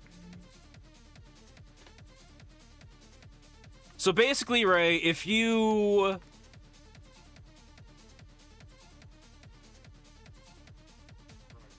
how to phrase this? So let's say you have a bunch of videos for a game that you don't want spoiled, right? Let's just say that, right? Just for example, right? Fucking, we call it, disliking the video. Like, arguably, in a matter of 3 seconds, if you can dislike the video and do not recommend the channel, then you have speed ran the cap for avoidance of that channel entirely. All right, but if you spend 4 seconds doing those two, that 1-2 combo on that channel, right, there's still a chance that you may not get the videos ever again or the content right, but you're still probably gonna, there's a slight chance the algorithm will say, hey, this guy, he was there for like 3 seconds or 4, right? He still counted as view. He still watched a good portion of the video. Let's see if he likes the channel now that it has grown a little bit, you know? Versus if it's just like, oh, this guy, he disliked it, he didn't like the channel, he didn't recommend it, he swiped away, this guy wants something to do with our shit. Let's go find someone else, basically. Like, it's weird. The way the algorithm works, right, it's weird. Everyone on YouTube and TikTok and whatnot, they all have their own algorithm that their channel is subjecting them to. Like, I have multiple, just to be honest, alright, I have several YouTube accounts and whatnot, you know? Most of them I have only, I have them watch only certain videos, right? Like, I like a certain type of music, right? So I'll go on my YouTube account that mostly listens to music, right? So that it only recommends me music. If I like funny montage videos, right, or something similar, maybe I use that for like finding clips for edited videos or whatever the hell, right? I'll use that, or use it. I will get a account where I only watch those videos, so YouTube thinks, holy shit, this man likes compilations or whatever the hell, right? These funny clips that people have on YouTube, right? Everyone has their own algorithm on YouTube. And on TikTok, I think, as well. Like, I haven't, like, studied TikTok, though, because that is, that one is more confusing and whatnot, you know? Like, on TikTok, if YouTube was, like, if YouTube is, like, the supportive mother, and Twitch is like the drunk abusive dad, TikTok is basically the fun uncle that's doing whatever he wants whenever he wants, you know? You never know what he's gonna come to the house with next, you know? And that's basically what Twitch is, or TikTok is, right? Kick is basically the goddamn gangster child, basically.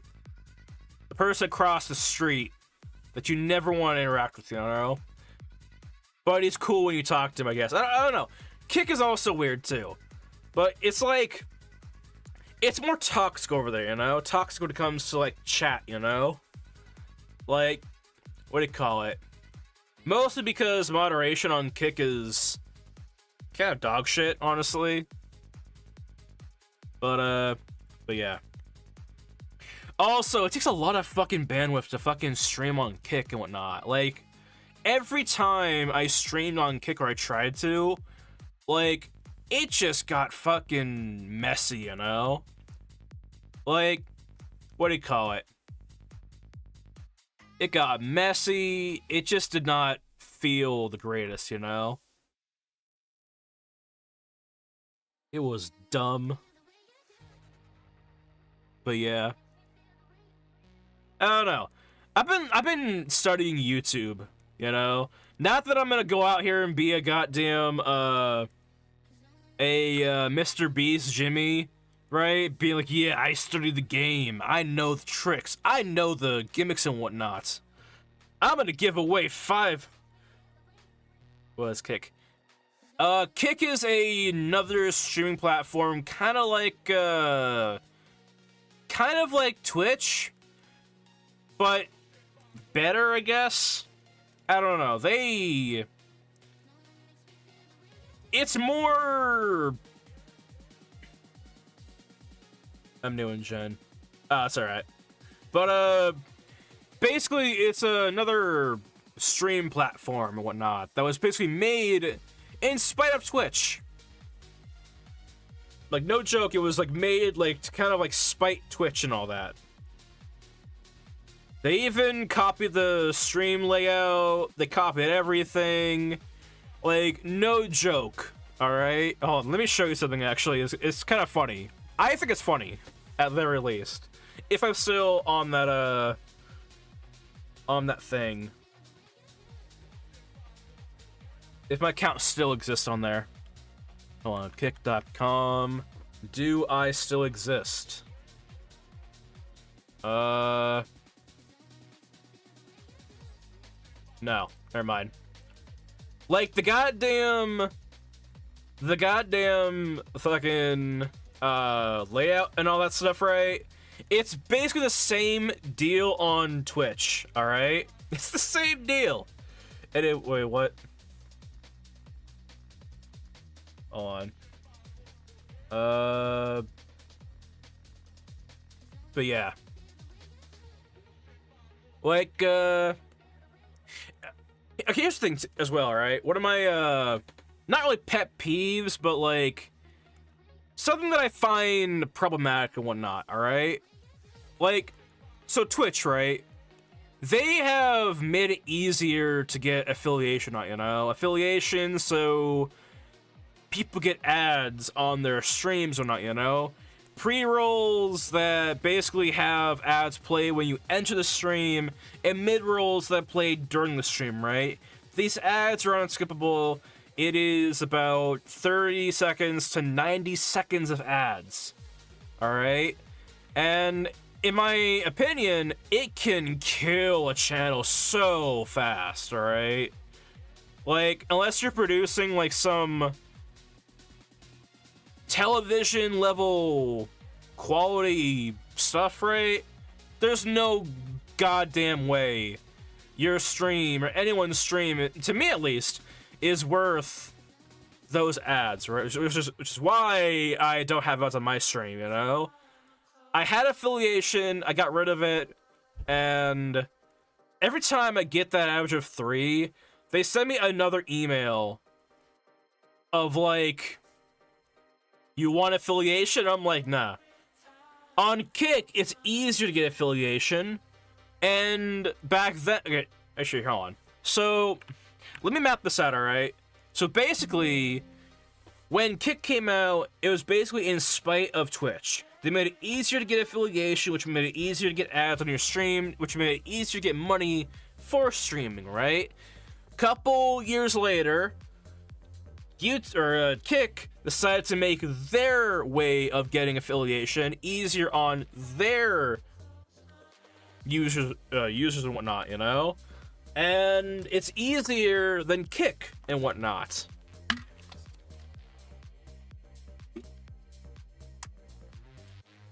And it's just like, now it's basically like, the drunken father versus the neighbor.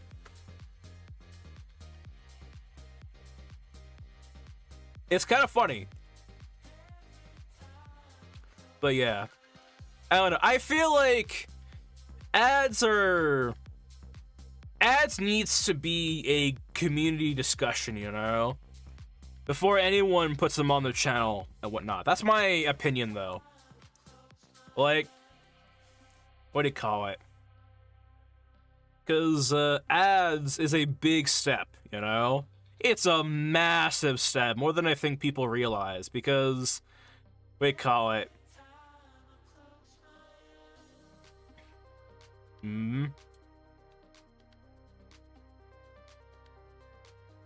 It's a massive step to me. Because I feel like, you know, when you're on a goddamn... Oh, recipients versus influencers. Exactly. I feel like if you're on a goddamn... Okay, if you have a goddamn community, or you're trying to build a community on Twitch or whatever, right? Which is really the whole point of being on Twitch in the first place. Alright? Or any platform, really, you know. You're on YouTube, you're building a community... If I go on YouTube and I make a goddamn bunch of cooking videos, right, I'm trying to build a community that likes cooking, maybe cooks them for themselves or whatever, right? Bunch of people who are fascinated by that, or, you know, whatever, right? For here, it's more like, you know, just a bunch of fucking art shit and, you know, talking on the side, right? Just chilling and whatnot, relaxing, not really fucking worrying about anything, really, you know? Just doing shit just to do shit and whatnot. That's kind of why on my stream, right, I don't care what topic we go over, right? What we do, what we say. You know, the only thing I'll give a shit about, right, is, like, you know, like, links in chat, you know? Because, you know, we get... I don't think they show on the normal chat, but on my side through the broadcaster, we get a lot of bots coming in, trying to fill the chat up with like links to, you know, weird sites and that, right? And I know no one's dumb enough to like click on those links, right? But I just don't like that in my chat, you know. But yeah. I don't mind, you know, clicking on a link and seeing what it is on, like, Discord, right? But, like, you know, for the sake of, yeah, man, that's why I followed you. We call it, we call it. But I feel like, to run a community, you have to treat it like a goddamn community, you know? Like, imagine if imagine you have a group of friends, right? And then one friend goes off and we call it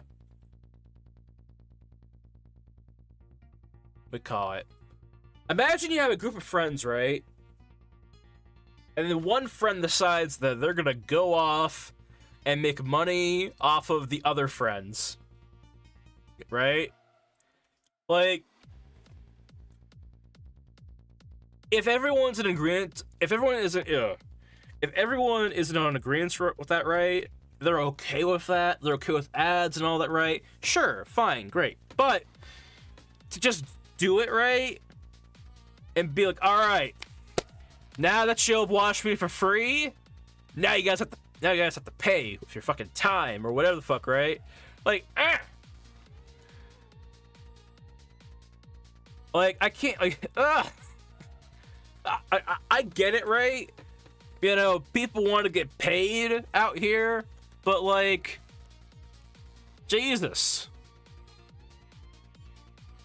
I feel like the worst thing people can do, really, honestly, beyond like turning on ads, right, is just straight up turning the entire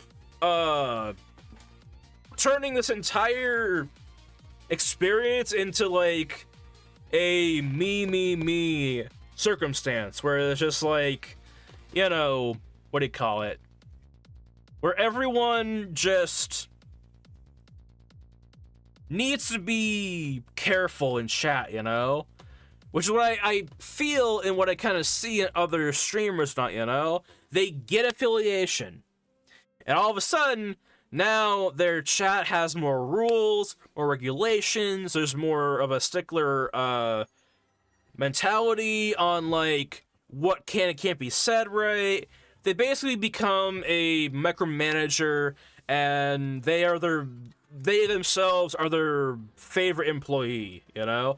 Big head syndrome, basically, you know? And it's just like, I can't, like, there's bigger fuck yous to the community, but that's one of the big ones, I feel like, you know? It's just like, alright. Because, like, we call it, like, what do you call it? Mercury. Mercury is one of our, I talked about him a lot, but he's one of our mods, and, on the, Twitch, right? I do not mind one bit if he goes on there and talks about his comic book that he's making, his comic series, or anything that he's working on, right? I don't mind if anyone comes on here and wants to express what they're working on, what they're doing, any of that, alright? Talk it up if you want. You know, we'll talk about it on stream and, you know, have a chat about that, right? Like, God. With other streamers, right? Not that I'm trying to be like, you know, look how better I am compared to this guy over here. But in other streamers, right? Twitch doesn't understand what ads stream is like YouTube. Twitch doesn't understand why ads running stream like in video. You watch an ad, stops on Twitch, and it's you miss so much. Just give up and go. Exactly. Like, but yeah. I'm not trying to say, like, oh, look at these people and me. I'm so much better than these people, you know? All I'm trying to do, right, is create a goddamn platform that people can go to, not have to worry about ads, not have to worry about getting cut off, right? Because how much of a dick move do you think it is, right? I mean, I'm pretty sure we've all probably felt it, you know? You're trying to have a conversation with the goddamn person streaming, right? And all of a sudden, boom, an ad shows up, right? After the ad is over, it's like that time has passed, you know? That conversation has passed. It's over. Alright? And they said something that you will never hear until the VOD comes out, probably, or unless you ask them what the hell they said, right? It's just a bunch of inconsistent in, what's the term? What's the word? It's just unreliable, it's inconsistent. It's annoying. It's just annoying. Like, there's one of my favorite streamers, alright? My favorite streamers is, Jojo the Mofo on Twitch or not. He's funny, I like his humor, you know? I like the character that he kind of plays on, stream and all that, you know? And, you know, out of everyone who I would probably watch an ad for, I'd probably watch one for him. Thing is, that's on a good day, alright? That's on a good day, alright? Like,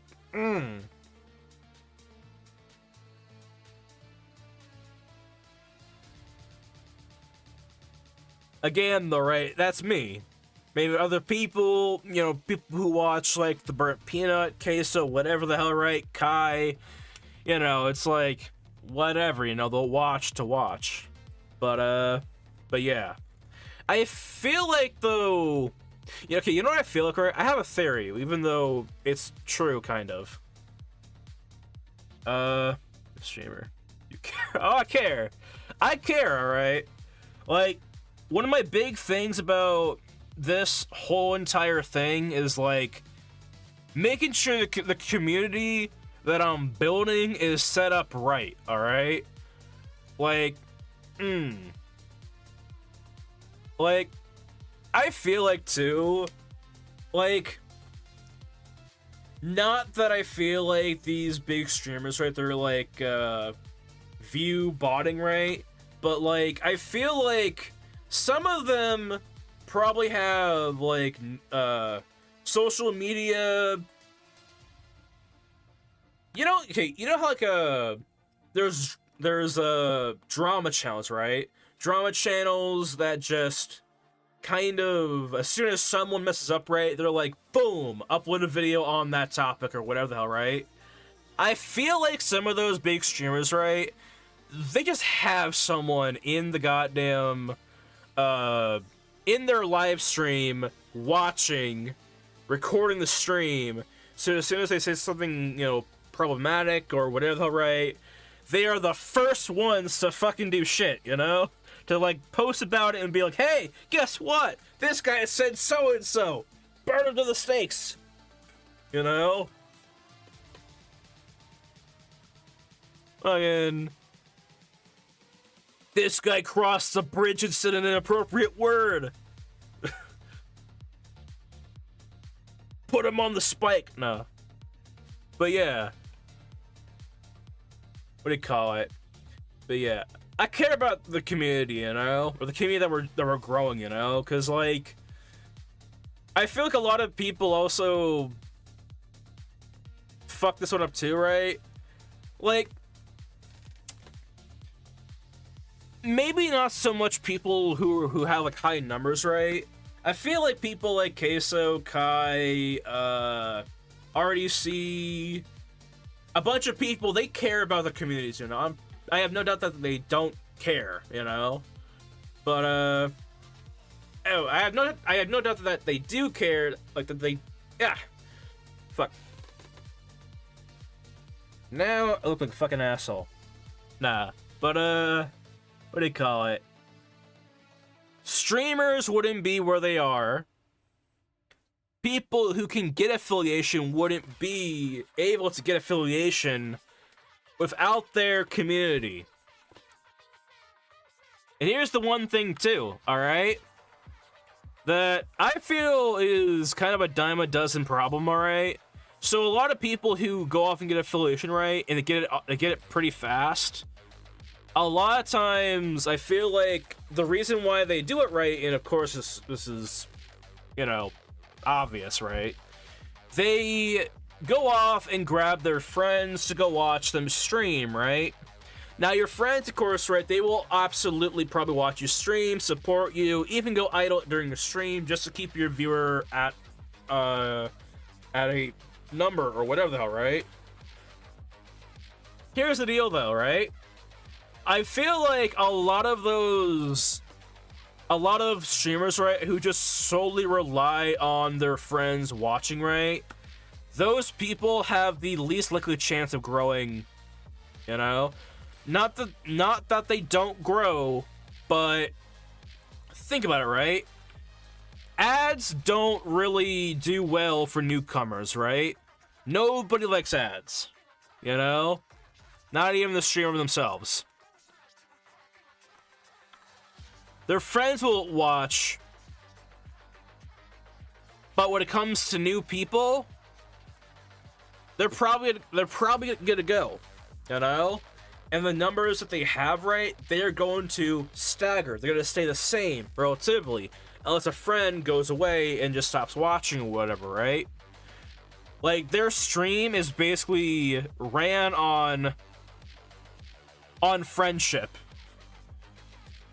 Not that it's a bad thing, but I feel like it can mess with one's ideal on what is growth and what is not growth, you know?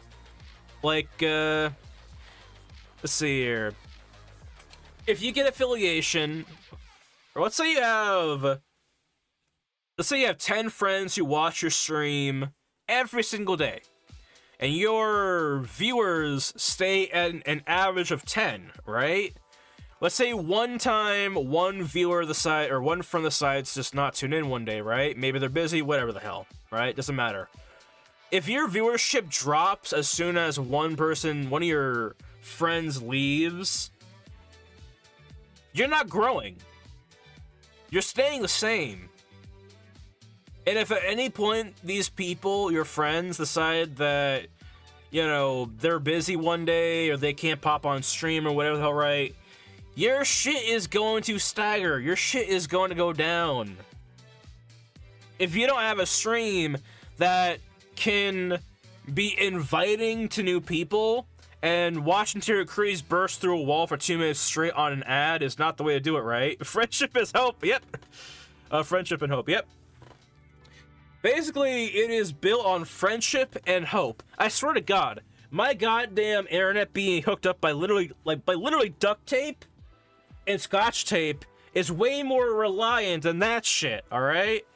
Like, and I get it, you know, people can do multi-streams and whatnot, right? People can do raids and all that, right? But I'm gonna tell you one thing too, alright? Raids are probably only good if it is within a tight community, you know? Like, if another art streamer raids my channel, right? That's probably the best scenario. But here's the deal. Even if it is an art streamer who raids my channel, it's still, you know, it's widely appreciated, of course, but it's not like they just paid the rent, you know? Like, what do you call it? Because when you think about it, right? When you come off some, let's say you're on someone's stream, right? And they decide that they are going to raid someone, right? That's all and good. However, usually they're coming off of a long stream, right? A long stream, and they're tired. The viewers they have, they're probably tired too, unless some of them came in last minute. And those people might end up leaving and all that. Basically making the raid kind of worthless in a way. I mean, it's appreciated. It can help out and whatnot in some way. But if there is just no, we call it on. Nah, screw this actually. If there, no, I actually spit my sauce while you were saying something funny. Sorry about that. But yeah, what do you call it? Like, it's appreciated, right? It's absolutely a kind gesture on Twitch, right? But I feel like it's not as hot sauce. It's alright. But yeah. But yeah, what do you call it? Let's say I got raided by someone who had 10 million people watching or whatever the hell, right? Like, it'll be good for one stream. I might get a couple thousand or whatever the hell viewers and all that, right? However, or viewers, or followers, I mean, or whatever the fuck, right? But it's not like they have watched my content long enough to decide if they want to follow or not, you know? That's basically the whole deal, right?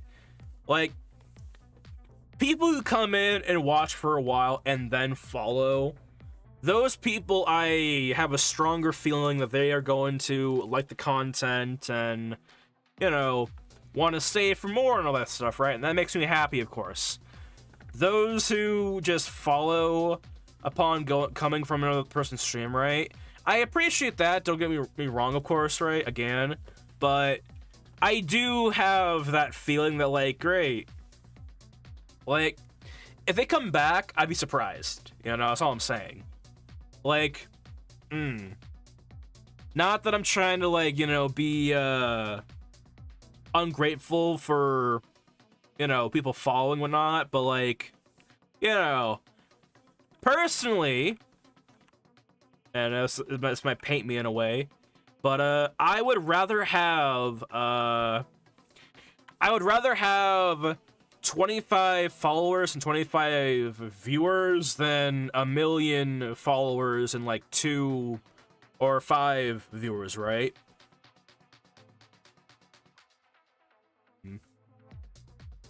But I'm grateful for whatever number we have, you know? And I am grateful that I got the opportunity to be affiliation or to have affiliation, right? But that was a full year of streaming for like no growth, you know? I followed at the first minute I came to your stream. I appreciate you staying. Appreciate you coming back and whatnot, you know?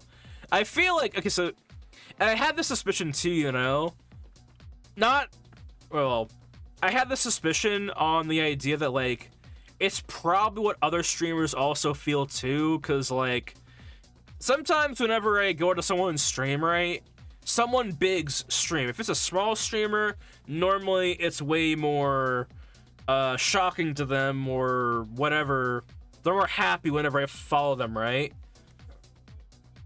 But if they go to someone else's stream, right, who is like decently big but not too big to not notice me in their chat, right, and I follow them, right, and I say something in chat, I can always like kind of sense that sense of dread of like, is this guy gonna stay? Is he gonna come back next stream or whatever the hell, right? And I just feel that because I felt it too, you know? But then I come back in the next stream and they're like, holy shit. They don't say it outright, but I can kind of tell in their fucking tone, like, holy shit. Someone came back to my stream, holy fuck. And it's just like, yeah, that's right. I followed your content because I like your content, or I like what you're doing here. It's just like, I always find it funny. Because, like, you know, it's like, we called, this is like my 3rd stream, because my first one, you took a long break after it. Yeah, I apologize for that long-ass break and whatnot. We called, let's see here. One of the, call it. So I'm not sure if I told you this. Oh, I'm not told. If you were here from like last week's stream or like any other stream before, I'm pretty sure I talked about this well more than enough. But what do you call it? A part of the reason why I stopped streaming for a while was mostly because of blood pressure, not, you know, but it's like I found out that I had high blood pressure. It's better now. No way you said that I started viewing you.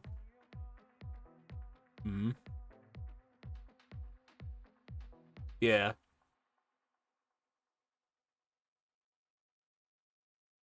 What do you call it? So basically, what do you call it? I found out that I had high blood pressure, right? And I kind of chalked it up to, you know, I'm on stream for 9 hours a day. That's probably a big part of it, right? So it's just like, maybe I should like take a break. Maybe I should back up a little bit here. You know, maybe I should like stop the yelling spree that I come on here and do, and like maybe fix my goddamn life, you know? And it's better now. It's better now. All right. Again. Went from, what do you call it? Which is bad. It was so fucking bad. I went from like 157 over 90. Now I'm climbing down from 130 over 80. Like, I'm getting down to the 120 margin now, you know? It was a big jump from August to now, you know? But yeah, I hope we get better. My message is getting late, so it's awkward a lot. It's time. Yeah. I did notice too on YouTube and Twitch, right? There is a very big like delay in like chat or not, you know? Like Twitch, it's kind of like a 3-second delay. On YouTube, I believe it's like 6 or so, or like double that. But yeah, I came down from like a good, at least, what do you call it, 25 points or so, and I'm feeling better. I mean, I should be feeling better. And yeah, now I'm ready to come back to stream and raise that buck back up again. Let's go. No. But yeah, been drinking my health drinks and all that. They call it, but yeah, the other reason why is because I burnt myself out, of course, right? And we all know why. I basically did fucking 9-hour-long streams, right? Like, one thing that for like when I first started streaming, right, when I had like less than 100 followers, right, I did it consistent, like Friday to Sunday, 3:30 p.m. to 6:30 p.m. PST, 3 hours a day. It was amazing. Did it so well. But then I wanted to shoot for affiliation, and so I started. I thought to myself, right, let me stream longer so I can catch my audience, and then I will shorten my streams and, you know, stream with the audience that I have found, who found my stream, and then we'll get affiliation, and it'll be great. And it was like not that great, right? Because like I was streaming for like 9 hours a day, and then I go from a flat 3 or 4, right? I'm maintaining a viewership, right? But then I get affiliation and all that goes away. And I realize, holy shit, I just fucking killed myself, you know? And, you know, like, what do you call it? That to me was kind of like, holy shit, I spent basically a year, or at least, I think, 4 months trying to get this thing. I got it, and now I'm in a worse situation than where I was, and I had that on for a year. Basically, a year and 4 months, or I should say about 13 months or so. Basically, I was on a train that was going up and then crashing, basically.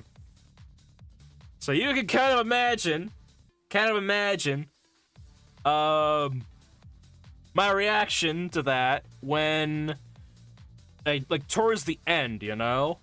And I thought to myself, well, fuck, alright. And now my blood pressure's high as fuck.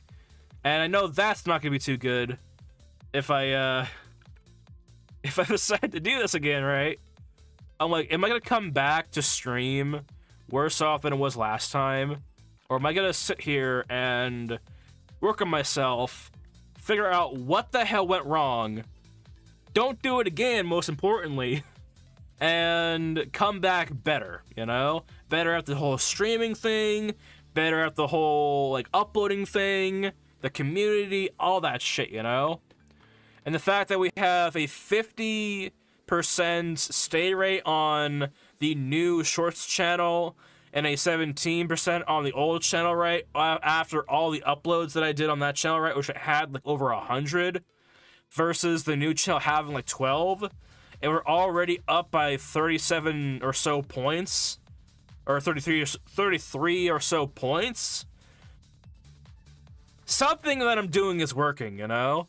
Something is working to my favor, alright? And, yeah. That is what happened, basically. I fucked myself, then I unfucked myself. You know? Basically, you know, pull out the anime music, it was a whole character arc or some shit, you know?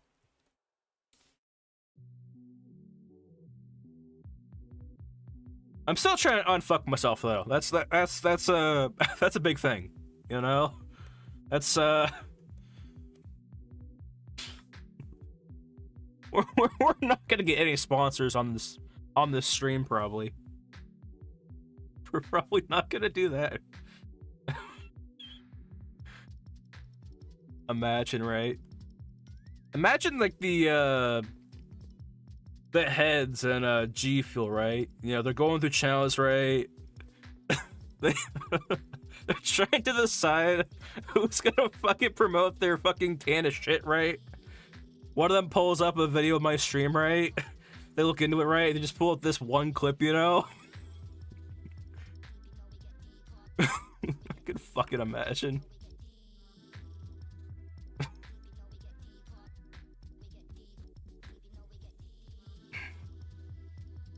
But yeah. See ya, though.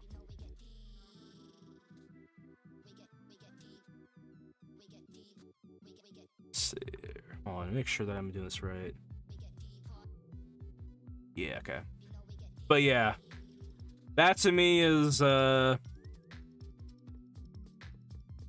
now, what is kind of not keeping me going, right? But like, you know, it's the fact that I have better knowledge now than I kind of did before, you know? I kind of see what I did in the past, right, as like, kind of like knowledge to continue going as I am right now, you know? Like, instead of going and doing the same mistakes, right, I'm basically using what I did before to basically learn for this second time, you know? Because, you know, like it or not, right, I fucked up, and that is something that I basically need to, or had to, look at, learn from, and learn how to not do it again, you know? And that's just the simple of it. The short and sweet of it. Let's see here. But I feel like every channel has to go through that, you know? Which, by the way, okay, just to kind of go over the extent of, like, what I studied and whatnot. I hope you get better. I don't mind. Oh, why the hell is everything coming in so late? Let's see here. If we get better, my messages. Hold on. That's interesting. Fucking, I think my chat is like, or YouTube chat's like, double sending stuff. Hold on. At least on my end. Whatever. But yeah. I don't know. Just to go over the extent of like, what I've been practicing, right? Or practicing, what I've been like looking up in, right? Mostly it has to do with like, looking at how other creators started versus how they're going, you know? That whole idea, you know? Like, what do you call it? Like, an example that I, gonna bring up, right, is, any channel that got popular where originally they started doing video game content, alright? Like, one of my favorite examples, even though this is probably a loose example, or it might just be in my imagination of, like, what happened, right, or what occurred, right? Because there's no way I can tell the whole story on of how these people got their community on social media or just online in general, right? But Moist Critical, all right, Charlie, he started out playing video games, right? You know, doesn't matter which ones, really. Doesn't really matter which video game you start off playing. All right, it's all the same shtick, all right. You're making content in a saturated market, all right. If I make a video on CS:GO, then guess what? I basically made the same video that, like, a billion other people have already made, right? That's not good for finding my audience, right? Especially if it doesn't even matter if I do something unique, really, you know? Like, if it's such a wide... If it is such a wide, saturated type of video or content, right, then it doesn't matter who the hell watches it, right? It's gonna have a hard time growing. It's taking years to grow, probably, you know? But then Charlie started doing videos on discussing topics relating to the news, to trends, to people that, you know, do mess up things now, right? Like, gets popular in, like, the news media, right? Like, he covers stuff, right? And people love that. People love that type of content, you know? They love his dry humor, his character, and that character comes to play in his gaming videos, right? So it's like having thinking about that, right? He had that character, that dead tone, that serious persona on him, right? But it was the content that people loved that allowed him to gain an audience who would watch him when he did start playing his video games again.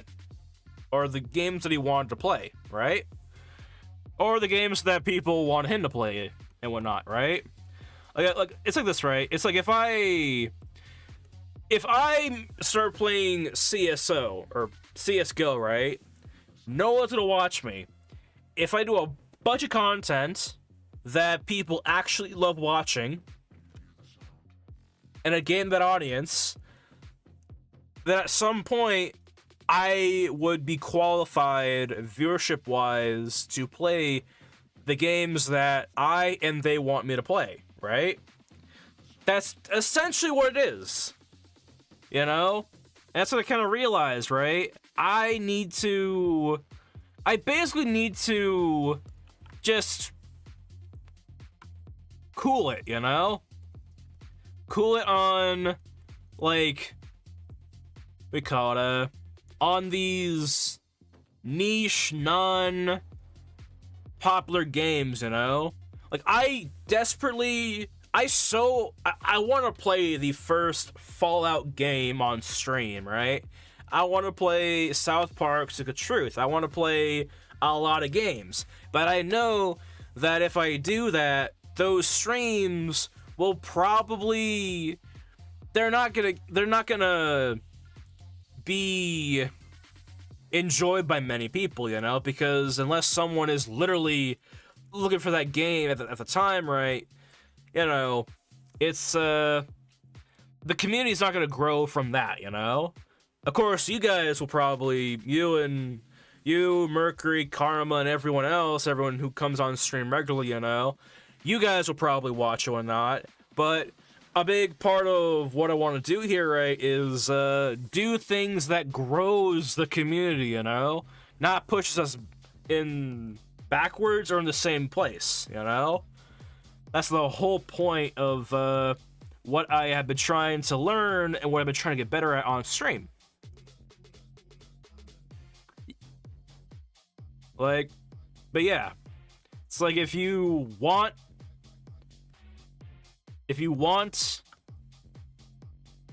a community, then motherfucker, you better treat it like a goddamn community, you know? Like,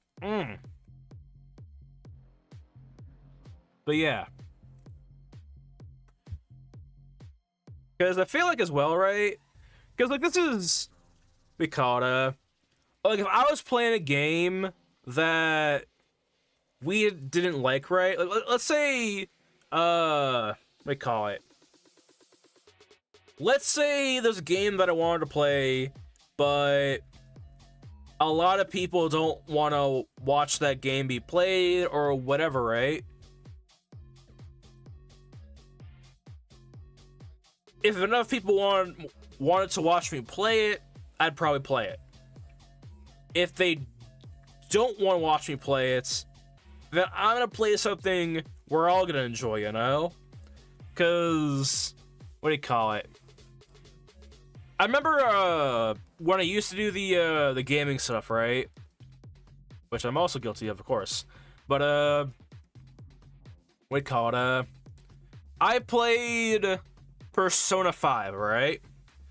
And that was a game that I enjoy, but it's a drag, alright? Persona 5, any Persona game is a long-ass game, right?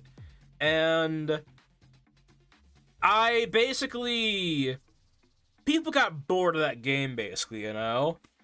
And I got bored of that game as well, mostly because of which. Then we started playing Resident Evil 7. And at that time, a lot of people came to the stream to watch that game, and we were having a blast playing through RE7, you know? I had more of a blast, more of a fun time streaming that game with so many people than any of my streams doing Persona 5, right? Like, what do you call it? I wouldn't mind going back to Persona 5, but only if the community wants to, you know? Because it'd be like in the way I see it, right? The community stuff, right? Is like, it's like if you had that friend who just tries to direct everyone else in the group of friends, you know? It's like, it's alright, you know? I mean, but after a while, it gets annoying, right? It's like,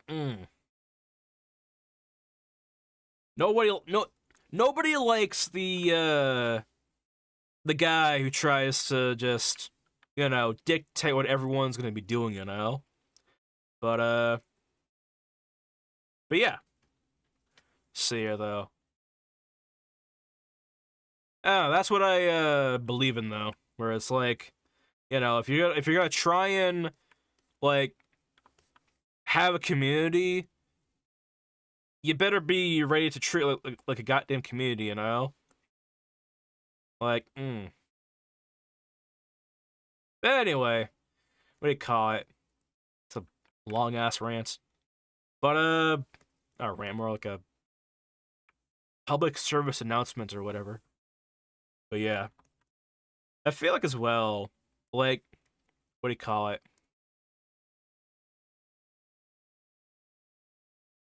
I feel like as well, I still have a lot to like learn, of course, right, when it comes to all this stuff, right?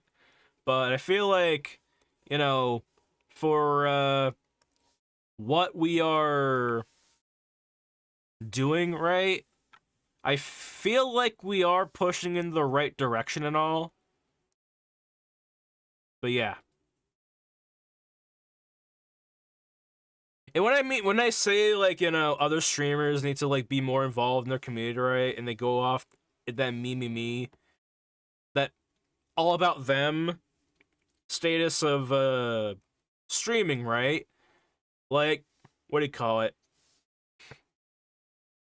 I don't mean, like, the reverse of that being, like, you know, you gotta, like, borderline, you know, take a bullet for everyone, right? But, like, at a reasonable, we call it a reasonable, consistent rate, you know, like, like, listen to the community, ask questions. If anything major is happening, right? Like if someone wants to go off and get partner, someone wants to go off and get an ad deal with some fucking company, whatever the hell, right? You know, that needs to be a group decision. But yeah. Anyway, let me try and finish off this spider here and whatnot. Need to make the size of him whatnot. But yeah. Let me get the those tusks back. what do you call it though?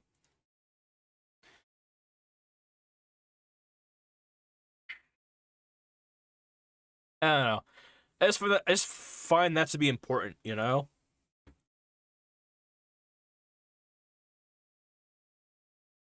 If you're gonna have a community, you better you better fucking treat it right, you know? Uh yeah, what yeah, what? To eating. What do you call it? Honestly, oh man, I have a lot of things. So usually, right, just a little fun fact about me, I guess, you know, the me. No, I'm just kidding. Fucking whenever I eat stuff, right, I cannot eat something while not watching something, right. Usually it's a sandwich. I know it's kind of ironic, but after this stream, right, I have like a couple buffalo chicken slider sandwiches that I'm probably gonna have while watching probably Office Space, if anyone remembers that movie, you know. But yeah. But yeah. Last night though, I made a hot pot of like a bunch of a a hot pot with you know, mushrooms, chicken, what do you call it? Bunch of noodles, bok choy, this lotus vegetable stuff, right? It's really good, you know. Got Gave it a good you know, chicken vegetable stock, chicken bone broth and whatnot or whatever. We call it mushroom base, right? A lot of protein. A lot of protein. With some fucking, I know it's disgusting, kind of. With some baby octopus, right? Like, I have never. It's kind of funny, actually, alright? I know. So I call myself a fake pescatarian, you know, because occasionally, right, I'll include chicken into the diet, right? Because I'm not. I still want to enjoy life, you know? just saying. But, God. Like, I think that it's expensive as fuck, honestly. But like, baby octopus, all right, or like whatever. That has a lot of protein in it, man. For like a small quantity, all right. Like, hold on, let me see if I can find the packaging or whatnot. Because I swear to God, if I decide to go fucking powerlifting, right, this is probably gonna be my protein source, all right, which is gonna be it's gonna generate a lot of memes. Hold on. Hold on. All right, hold on. Nutrition. Can I get like an actual like label? Whatever.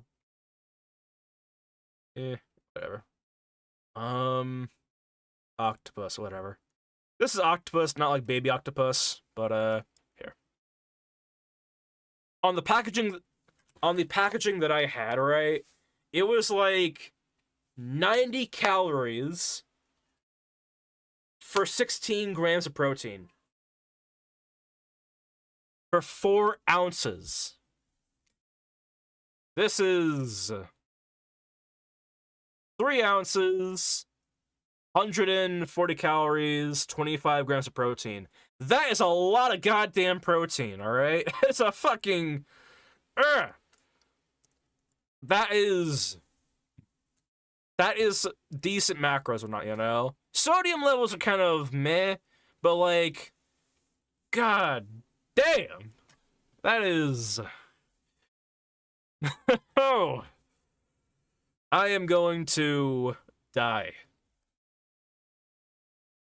Nah, but yeah. That's where it's at. That's where the protein's at, I found out. I'm like, holy fuck, alright. Done deal, all right? Best part is, right, it's just like, what do you call it? It's like 4 ounces of, or 3, 4 ounces of the stuff, right? That's not a whole lot, you know? It's like 100 grams, right?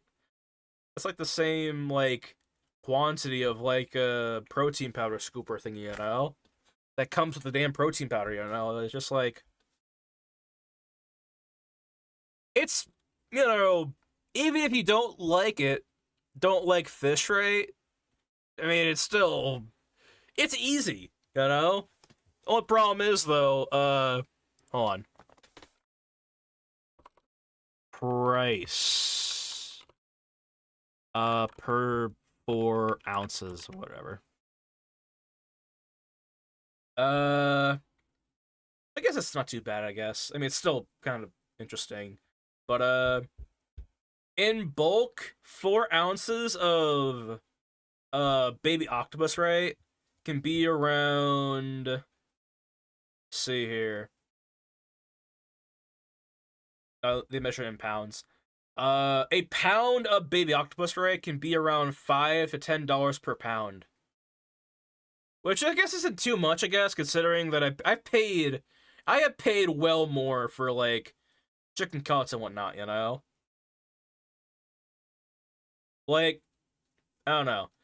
I remember, like, we call it, granted, like, it's not a whole lot of food, right? These octopus. So, like, you're gonna starve probably if you just use that as your main source, right? But if you just had, like, a chicken cutlet and maybe a couple octopus on the side, right? Or whatever the hell, right? Like, you're gonna be good. You're gonna be good, you know? Like, I don't know. It's good, though. It's good.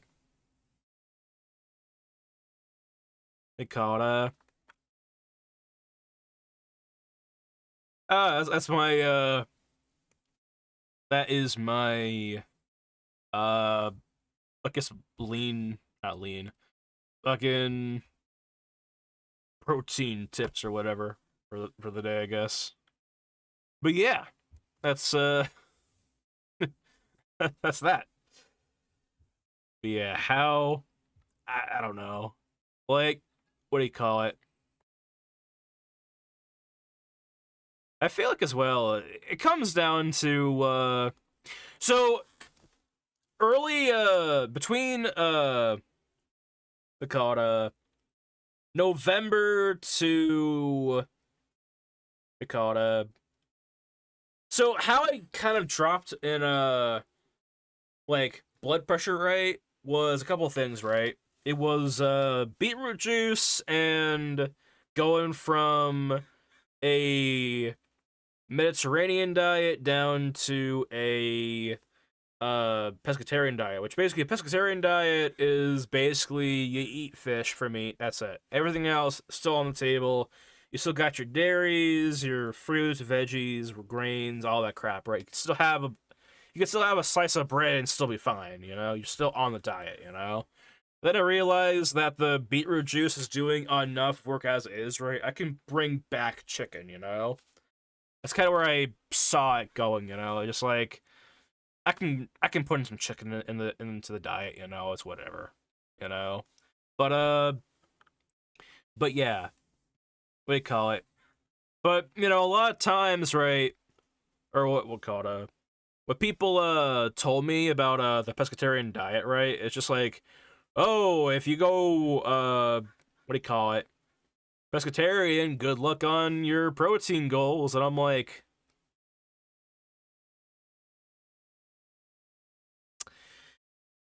all right. I feel like there's a lot of like misconception when it comes to like I mean there's definitely different types of proteins, right? But like I feel like there's a lot of like misconception when it comes to like diets, right? People out here acting like there's like nothing, there's like no protein in like or nothing of whatever in a certain diet, you know? I'll tell you one thing though. not that I suffered from it, but one thing that does make a pescatarian diet kind of risky is the mercury contents, you know? And I made a literal chart, of course. I think I've shown it off on stream, of like every fish that I'll ever consume, probably, and just their macros. So if I feel like I am dying one day, and I have a strong suspicion that it's because I have decided to take in more, what do you call it? I decided to take in more mercury than I had imagined, then boom, I'm going for a different fish this week versus last week or whatever the hell, you know? But there's a lot of goddamn fucking protein in fucking just salmon, you know? Like, I hate salmon, by the way. I can't stand it, alright? And my go-to for fish is, yellowtail or yellowfin, octopus, white crab, and I've been getting into eel, you know? Eel is interesting, I guess. You know, it tastes good, alright? Eel to me tastes decent, alright? Like, what do you call it? It's not for everyone, but it's like on par with, like, what do you call it? To me, it's on par with, like, what the satisfying urges of, like, crispy, it sounds fucking disgusting, honestly, like crispy KFC, you know, without the hidden death contents, you know, like good eel will set you up right when it comes to, like, if you want that, just that crispiness, you know, which sounds so terrible, but you know, pretty good. It's pretty good. All right. See here. Hold on. At this point, because I only octopus once and a random fish. Not gonna lie. All right, this is kind of like it's kind of fucked actually. I am kind of on that mission to eat the whole ocean. No. No. God, basically what I mean by that, right, is that there was a particular like seafood restaurant that I was ordering from, right?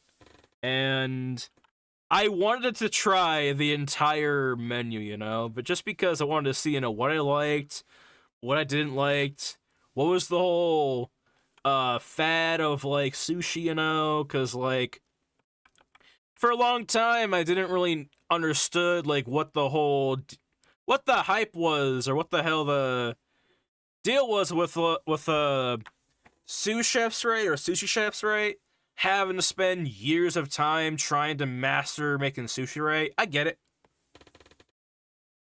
now. I didn't try it out, but I understand now. Like, I have had bad sushi.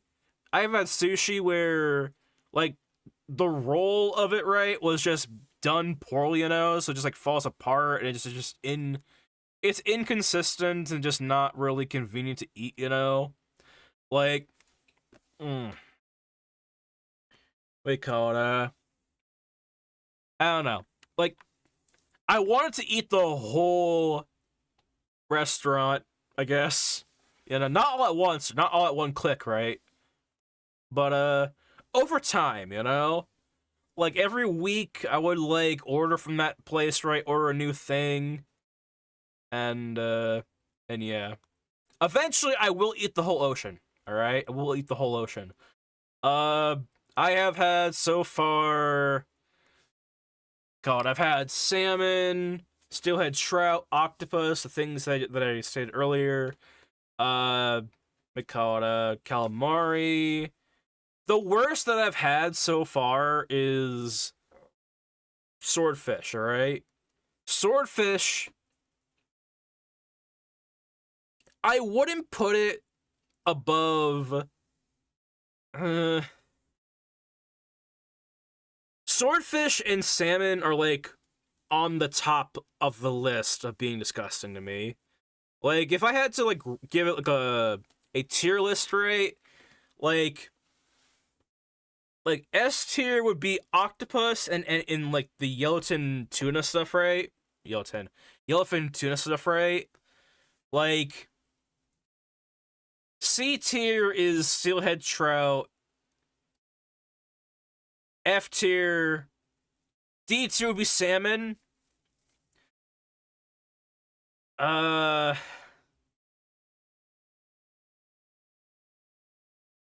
We call it. I think white crab would be A, you know, just because white crab to me doesn't taste like anything, you know? To me, it's tasteless, alright? So it's like, it's better than having a taste that isn't really too favorited, right? If I'm gonna eat something right, I'd rather have it taste like nothing at all than just be disgusting in taste, right? That being said, right, swordfish would be going in F tier, all right? Straight F tier. That is, ugh. It might have been how I cooked that swordfish myself, honestly, but like, not a fan. Not a fan. That was like grade level ass, alright? Grade A. You ate a swordfish? Yeah, like fucking. Look, alright, I was looking through the options. That's messed up. Oh yeah. Like, I was looking through the options on fish, right? And like there was I wanted to, we call it there was salmon, there was yellowfin. We call it I remember they didn't have the yellowfin tuna, alright, which is my fucking favorite, alright. It's basically the same tuna they give you in every fucking sandwich shop and whatnot, but more of like a block, you know? But you know, they were out of that. I don't like salmon. Steelhead trout was okay to me, but it wasn't like my favorite, you know? It was just too greasy in my opinion, you know? I just don't like greasy food, honestly. Just even if it like has that feel to it, right? Even if it isn't greasy, you know? Like a spam. Let's do this. Yeah. Like let me I'm pretty sure we all know what the hell it looks like, right? But I'm just gonna pull it up, alright. Yellow fin tuna. I don't need to look up the hold on. Meats. Basically it's just this, really. Easy on. Basically it's just this, right? Easy to cook. It's basically a steak, you know? It's pretty much like I would kind of like compare it to like a pork chop, honestly, you know? Like, it cooks like a damn pork chop. See here. Like, that, really. See here.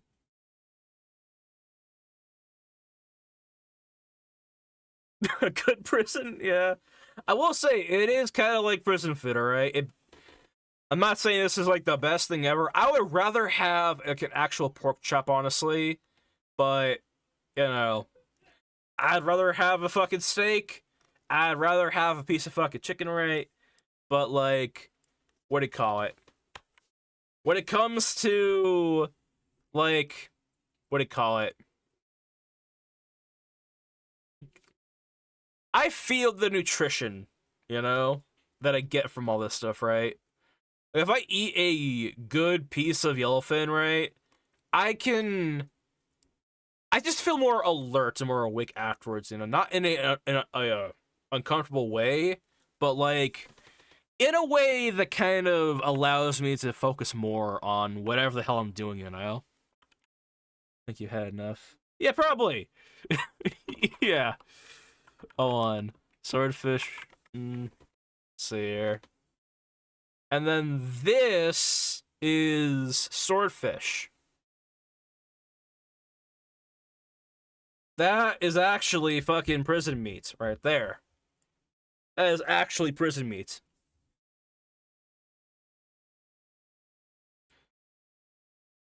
But yeah. Like,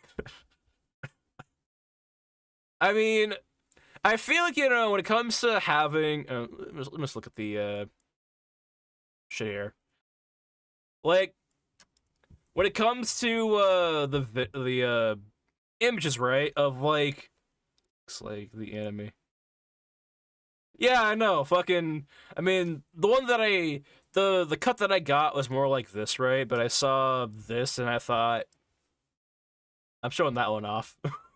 You know? But, I feel like, right... So whenever I look up, food, right, like, I just kind of, like, assume that whatever the hell I make is not gonna look like that, right? Or anything close to it, because I feel like when they post these fucking images, right, of what the food is supposed to look like, I feel like it's kind of a misconception, right? Because, you know, it's like, this is what theirs looks like, and this is what mine looks like, you know? And it's just like, alright? Like, God, in full disclosure, right, I try to, like, cook these, fish, right, so there's, like, almost no liquid left, right? Not to the point where it's dry, it's perfectly moist, but usually I'm gonna go for a goddamn, like, less moisture, you know? Like, I don't mind if I'm gonna have to, like, put some sauce on this, alright? I really don't. It's like Mobile Games Edge. Trying the game. Exactly. Exactly. Like, it's like, this is what it looks like, and then here's what it actually looks like. It's basically... I'm basically catfishing myself, alright? I'm basically actually and figuratively and realistically and reality wise, I am basically catfishing myself. That is what's happening. You know? Just yeah. I am catfishing myself. But yeah, it's it is insane. We call it though. Let me oh yeah, catfish. I should call it. There are some fish that I probably won't try out, mostly because I've heard bad things about them. Well, not you know, bad conspiracies, I guess, bad reps. Nah, but what do you call it? Like anything that's like what's the term? I forgot it, honestly. But catfish, they basically swim around in like mud, right? Catfish swims around in mud, so that kind of is a part of their taste, or not, you know? Like, shellfish, I guess I should say, but whatever. For me, I like watching John Carroll, the Super Trooper, eating... Don't change that. It's alright. It's alright. But, what do you call it? I haven't watched, Super Trooper yet. But yeah. So basically, I've heard that, like, what do you call it? Like, catfish is basically mud, alright? They swim in mud, they taste like mud, they're hard to taste decent, you know? And I feel like it really is one of those, like, rich people fishes, right? Because, like it's like this, right? If you have the option between something that you'll most likely enjoy versus something that you'll probably hate regardless, right? But there's always a better option, you're picking that second option, right? The better option all around, right? It's like we do have this very shitty tasting meat, but it's very luxurious, or we can have this one thing that you greatly prefer, that you had before and you know what it tastes like. It's like, I'm going for that, alright? It's like, no. But yeah. Let's see here. How the fuck did I do this? Yeah. But yeah, the main status, though, of the fish shit is, we call it, if it tastes like something I remember, right, like chicken or pork chop or a steak or whatever the hell, right, that to me is like A and S tier.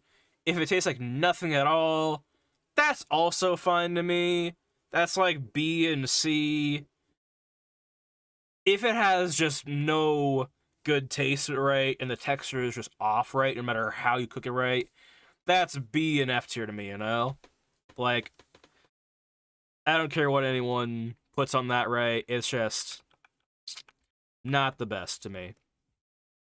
But yeah. I don't know, that's just me, though. Fucking... Let's see here. I need to... This, though. But yeah. I do agree, though, sometimes, right? Like, sometimes these, sometimes these fishes look like, other things. I'll just say. You know? Like, God. What do you call it, though? I feel like, as well, it's like, to make a good fish, right? Or a decently, to me at least, an edible fish, right? Like, it comes with trying to mask that initial taste, you know? Because, like, you know, you cook up a steak, pork chop, chicken, right? If you cook those meats just straight, right, no butter, no salt, no nothing, right, it tastes bland, right? It always will. You know, there is a satisfying urge to it, to eating it, but, like, you might as well have it flavored, right? It's the fact that seafood comes with a natural flavor, right, that makes it kind of jarring, you know? That's how I feel about it, you know? But sometimes it does just taste like some kind of something else, you know? The one thing, though, that to me was more jarring than anything else, right, is sea urchins, alright? Sea urchins, for no fucking good reason, taste like cream. It's it has a very creamy texture, basically. Which, I don't know how I feel about that. I don't know how I feel about that, alright? Like, that to me is, that's interesting, you know? Mostly because, and I'm risking my entire, bloodline saying this. Not bloodline, I'm risking my entire fucking, uh, reputation to say this online, I guess, but,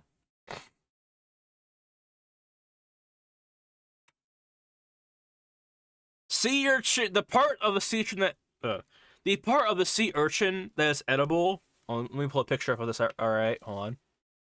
Let me pull a picture up. Because, hold on. Sea urchin. And, yeah. Hold on. Hold on. Let me get the, thing out. Alright, this is gonna be a fucking storyboard, if anything. Alright.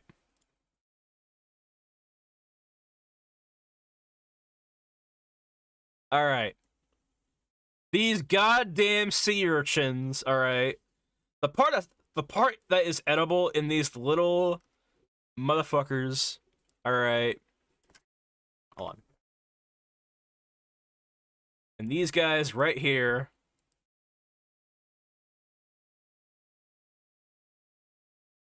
Hold on, hold on, hold on, hold on. Is this part, all right? That part is essentially the sea creature's testicles.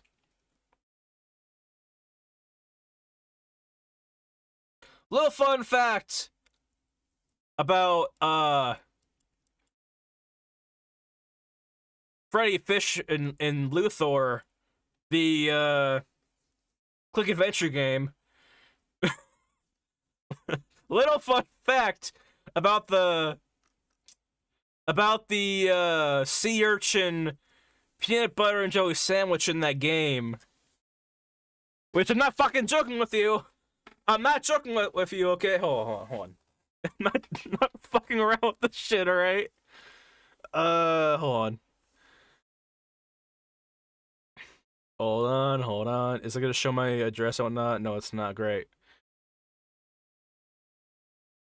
Sea urchin sacs are typically referred to the edible bright orange yellow reproductive organs. Yeah, there you go. So, so this right here is in this Freddy and Luthor adventure game.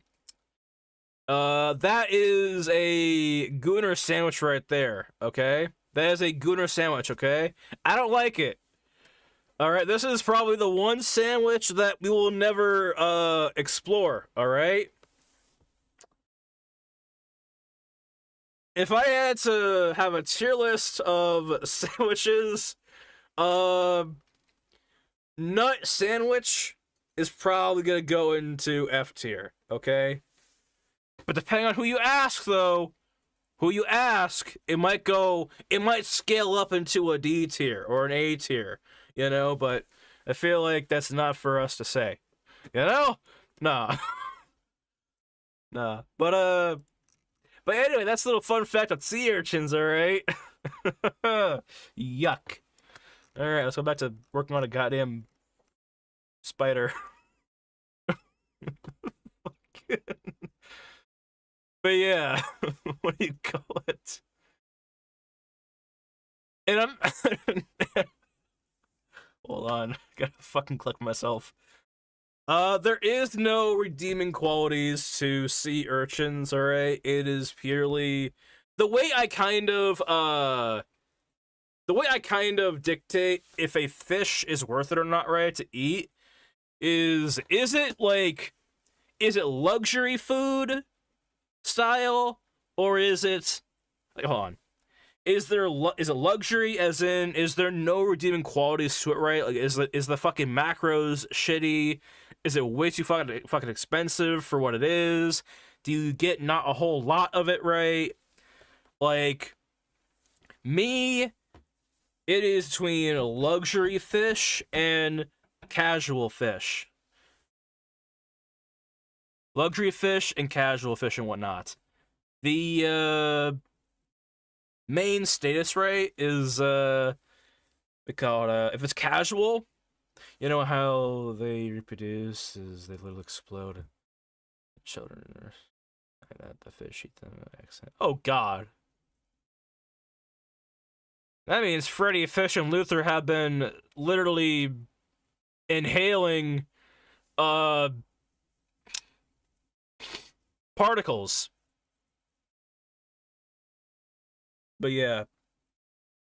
The way I kind of base it right is if the fish has good taste, if the macros are good, as in like the protein is pretty high, calories is pretty low, you know, is it gonna kill me on mercury? Is it gonna kill me on like zinc or whatever the fuck, right? If it's something that I can like just grab and be okay with, right? then that to me is S tier. It's casual. It's great. That's why I love yellowfin tuna, right? It's got good macros. It's got decent quantity. You know, you could eat a couple things of yellowfin, and you're gonna be full. And I believe that thing has like 20 grams of protein per 130 calories, right? And I think each portion is like 4 ounces or so, right? Like a whole pack, which you get like 3 of, at least over here. It's like 390 calories. 390 calories, right?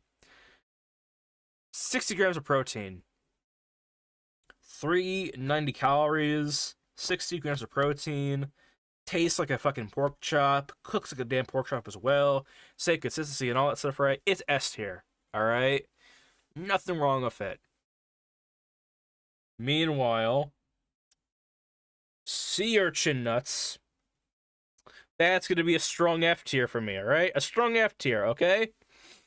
If you ask a certain field of OnlyFans people, they might push that up to an A tier. Alright? If you ask a certain amount of OnlyFans people, they might give you a different rating. Alright? But, you know. Nah. What do you call it? But yeah. Salmon, though, that I kind of qualify. It's good. It has good macros. It's got good, you know, nutrients and whatnot. It just doesn't taste the greatest to me, you know? It's not even like a luxury food. Like swordfish is luxury. Not swordfish. Like, swordfish isn't even between luxury and casual. It's just fucking straight nasty, in my opinion, alright? But, you know, something like caviar or like those little tiny like orange dots, right, in the seaweed, right? That to me is just straight rich, alright? It's rich. It's got good macros to it, right? But I would put it in like, what do you call it, the in-between of rich and being meh, you know? Like, it's in the category of, like, swordfish or not to me. Like, octopus, if done right, can be somewhat like chicken, if you will. I don't want to sit here and say it's, like, exactly like it, but it is very much kind of close to it. At least to me, you know? But yeah. I would say, too, as well, like, see here, steelhead trout. That one, it's good at macros. It's basically like, it's kind of like it's like the dark meat of chicken, basically, you know? It's good for you, right? It's probably got some good, some good nutrition to it, right? But a cutlet or white meat is probably, has a lot of, yeah, probably. But, what do you call it? The thing is, Sarah, I did cook the swordfish myself, honestly, so it might have been me. But, what do you call it? Like, a steelhead trout is, what do you call it? It's like brown meat, right? Or dark meat, I guess. But, what do you call it? But, it's like, yeah, it's good, but, like, white meat's better for you, right? Like, if you're gonna go off and do some, what do you call it? If you're gonna go off and do some macro stuff, right? You're probably gonna do some fucking white meat, right? Like, less calories and whatnot, you know. Less fat, you know, no problem. You know, so good. So good. Like, even dark meat, right? Like, dark meat is supposed to be very more juicy, very more soft and all that, right? Which is exactly how I would describe like steelhead trout, you know, as opposed to what do you call it? Swordfish, right? I got that from. I should have got that from a much more what call it? I didn't get it from like some underground organization or some shit, but I just got it from a normal like market, you know, a normal market, and yeah, I will say too, the swordfish is kind of cheating in a way. Cheating as in like that motherfucker was see on. Like that thing came with a bag, all right? Like normally when I get my fish right, it comes in like a either comes in like a plastic wrap thing, right? But usually it's like airtight or some shit like that, right? One of those things where you have to like grab a scissors right, cut it open right. This was just in a fucking loose bag, all right? In a loose bag shoved into a paper bag, right? And in that bag wasn't just the goddamn swordfisher, right? It was a bunch of other stuff, right? Which I'm pretty sure was to marinate it, to have it give it some flavor, right? But I no. All right, I would just take the fish by itself, all right? But, you know, one day I'll have swordfish again, probably, but not for a long time, I'll tell you that much, right? But but yeah. What do you call it though? It came with a bag that had like sliced oranges in it, garlic, ginger, a bunch of stuff and whatnot. Like opened, cut, juiced all over the fish. And I thought it was a mistake, but then I realized that's the point. That was the point. I'm like, I'm still gonna try it. You know, it was my first time having a fucking swordfish. I thought to myself, you know, this, like, I still haven't, like, gotten into, like, how you're supposed to, like, cook fish right. I know how to, like, cook it to, you know, make sure that that's right. You know, it's done right. It's not gonna kill me. But, like, sometimes, you know, some people cook salmon or fish or whatever the fuck, right, in a very specific way, right? So I thought maybe this is just the way that you make or you cook or you prepare swordfish, right? So I did the best thing I could. I threw it away. The oranges, the the ginger, the lemon, the fucking everything, right? And just kept the fucking swordfish and cooked that. You know? Just like, all right, great, thanks. No, thank you. Just like, all right. But I don't know. What do you call it? The next fish I want to try though is mahi mahi. I don't know what that I'm like. It has decent macros on it, but another part of me is like, I don't know for sure if I hear from people that it is like bottom of the barrel fish, I think. But it's like, what do you call it? I don't know.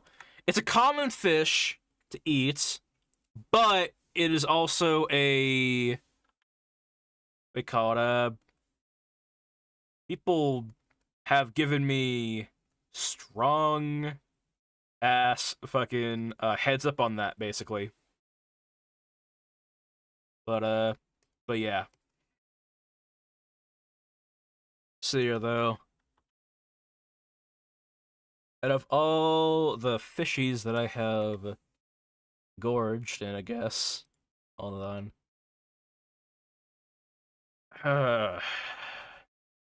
Believe it or not, I actually have a little pescatarian diet hit list for fishes, alright?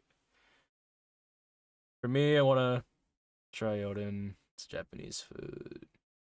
I have to plug in this anime.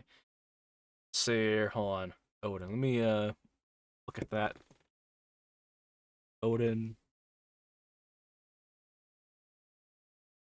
Fish. See here. Meat. Odin. I'll have to try it one day. I'll add it to the list. But yeah, basically, I have a hit list for fish. And here it is. This is my hit list for fish. And I am going to be adding... It's a fish. Oh. Well, whatever. Well, I'll add it anyway. Add to the hit list. Odin.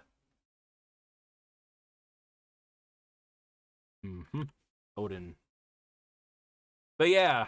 So, what do you call it? We got yellowfin, salmon, or sockeye, mahi-mahi, steelhead trout, cod, swordfish, scallops, octopus legs, urchins, Spanish mackerel, halibut, grouper, or groper, whatever the fuck.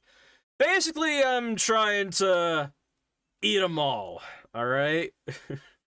Like, it's like the Pokemon stuff, right? Instead of trying to catch them all, I'm trying to cook them all, alright? That's my goal, alright? But yeah. Let's see here, though. Scallops, I think, are underrated, honestly. Or not overrated. I think scallops are overrated, basically, alright? Like, though that I kind of equate to being more of like a rich person's food, alright? It doesn't taste like anything. Macros are okay, but like, be fucking honest with you, like, it's it doesn't taste the greatest, you know?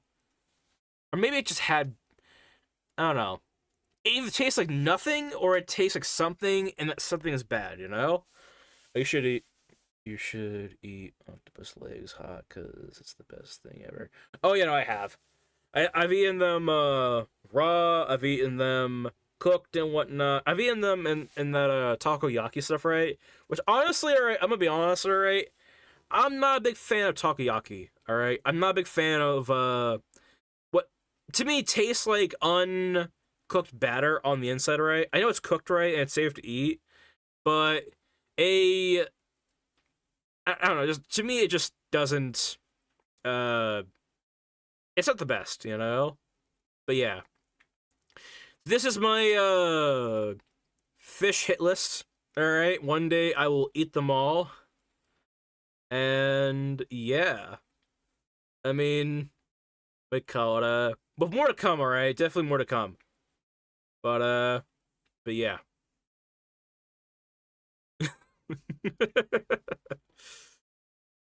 See here. But yeah. Sea urchins and whatnot, alright? Like, it is 40 calories, 5 grams of protein. But for that 40 grams, I shit you not, for 40 grams of sea urchin testicles, it is about $9 to $15, which, like, $12 for, like, or median-wise, like, 13, 14 bucks for, like, 1 pound of yellowfin tuna, 110 grams of protein. I'll do that, you know? If there's a day where I kind of feel like I want to die, I'll probably go for another swordfish. It's like paying...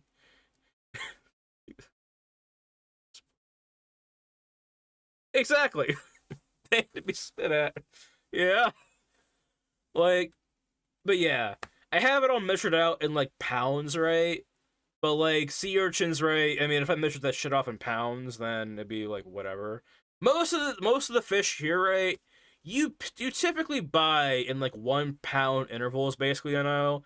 But, like, sea urchin, it was just, like, you buy it in, like, 40 gram portions basically, you know. That's kind of why I have it as like that, you know. But yeah, I don't know. It's all it's pretty good. It's pretty good. So yeah, though. But yeah, the best though is octopus legs, highest protein and whatnot. The best for like omegas and whatnot. It is swordfish, but you can pretty much get away with steelhead trout. If you think you're gonna be fucked on zinc, then mahi mahi is the way to go. If not that, you can go for you know, see, you can go for on. Ah. You could try out swordfish or scallops and whatnot. The only thing that will probably save your ass on, or not, that's on zinc. The zinc is where you want is if you want to fucking go for octopus and scallops, right? Iron, iron is very much an octopus thing, you know. But yeah, you can also somewhat get decent on with a mahi mahi still. But yeah, every time I get a fish right or eat a fish right, I kind of like see the macros on it right, or if I just find a new one that I want, you know. But yeah, fucking one day I will. Hold on, I gotta do this for the YouTube short, by the way. One day I. Hold on. Mm-hmm. Uh, journey, music. Hold on. Hold on.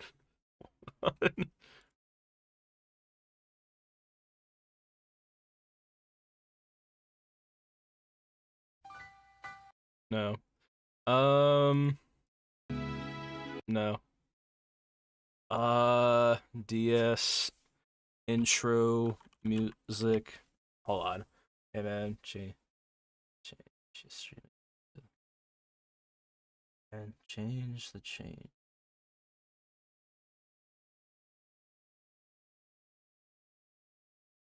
I will. Okay, so here's the deal, right? Hold on. So the reason why I have the shorts and you the called so the reason why I have the stream on this YouTube channel, right, and the shorts on the other channel, right, is because if I have the stream on the other channel, right, with all the shorts and whatnot, and that uploads as a VOD or even just whatever, that is going to hurt the shorts basically. You know, the shorts, because they get around like 1K plus views and whatnot. Like if a VOD gets like 10 or 20 or so, it's going to really damage the shorts, not, and like bring that to a halt, Like that's kind of why I made a new channel, not, Basically, last channel, right? It was like, what do you call it? I'd upload shorts, right? It would climb from like 200 to 1,000. I stream that weekend, and it bumps right back down to fucking 200, and then I have to climb again. And it was just a never-ending cycle, basically. But that's why I have two channels now, one for VODs or in streaming, and one for shorts, whatever. Hold on, let me do this right. Let me do this for the Let me do this for the short. All right. Hold on. No, hold on. Fire red.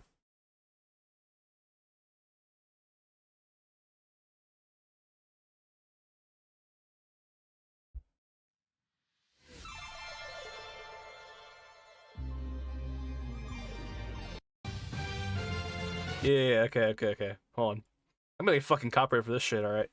Try the end music for the digital circus. Oh, this will be. This will be, This will match what I'm about to do, alright? Hold on. Uh. I need to grab that, sheet again.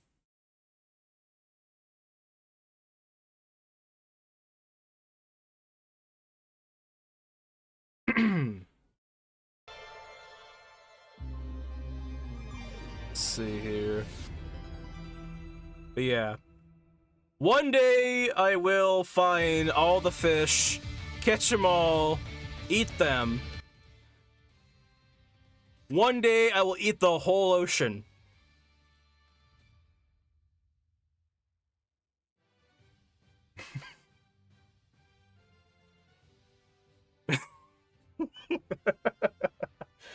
One day I will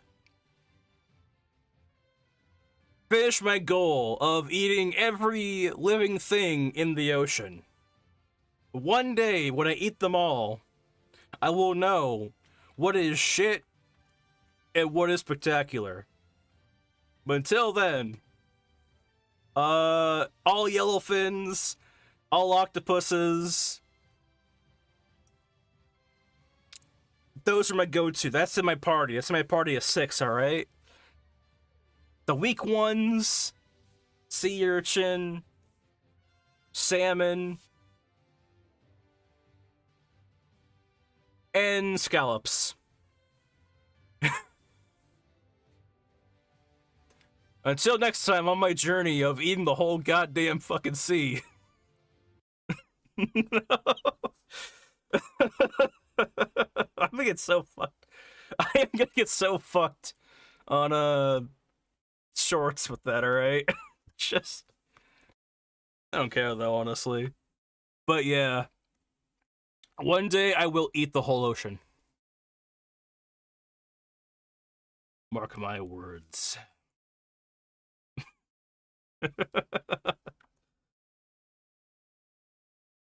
We call it though.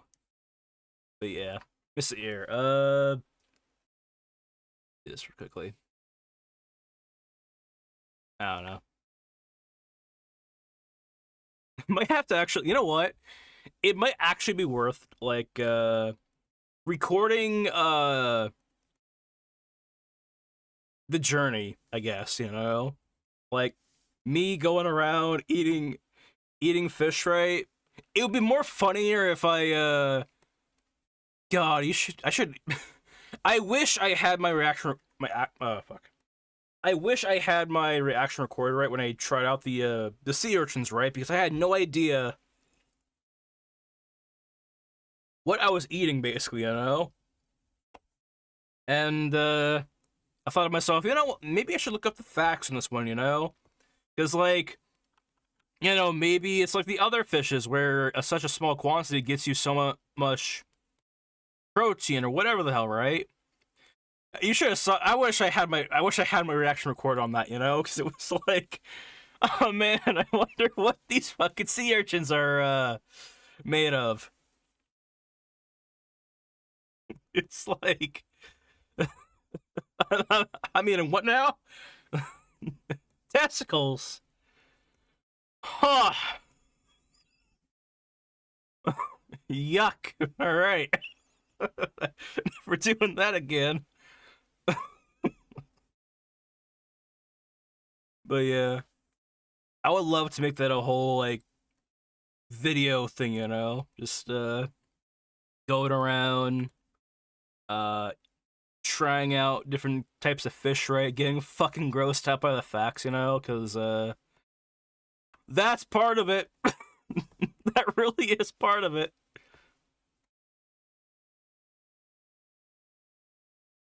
But yeah, I don't know. I think it'd be fucking funny.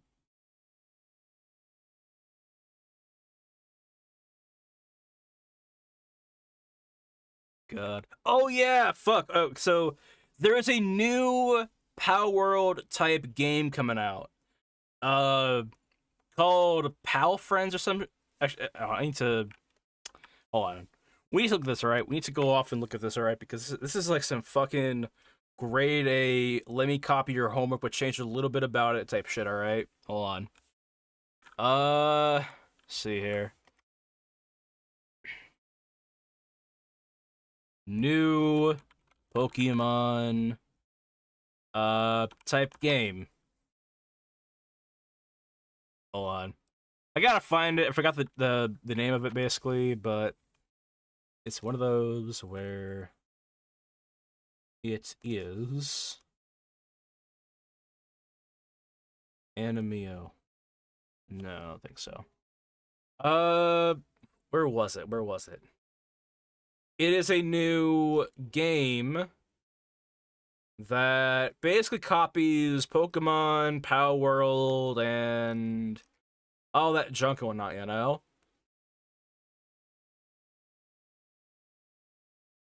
What was it? Not Power World. Hold on. I'm gonna have to use them right here. Hold on. Mm, mm, mm, mm, mm, mm, mm. Hold on. This is gonna be like copying someone else's homework, I guess. Um, it is called Pikmon. All right, Pikmon. Let's go on Steam and look at this. All right, because this is some shit.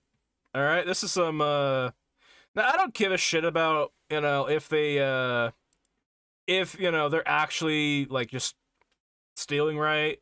But this to me is like a funny scenario, honestly, alright? Hold on. Pikmon. Alright. Alright, so basically it is a that's a pick me. Pokemon. Yeah, yeah. Pikmon. Basically it is Mikata, Power World, Pokemon, and a bunch of other stuff too, right? Now, I find it funny how insane this is because let's read the so this was developed by Pocket Games, all right? Remember that name, all right? Power World. Power World was made by Pocket Pair. Wow. Let's read the description a little bit here. Fight, farm, build, and work alongside mysterious creatures called pals in this completely new multiplayer open world survival and crafting game. Dive into a vast, uncharted continent filled with ancient civilizations and mysterious creatures called Pikmon. In this multiplayer open world crafter, you'll team up with your Pikmon to fight, farm, and build industrial empires while thwarting a shadowy organization plot. And yeah, yeah.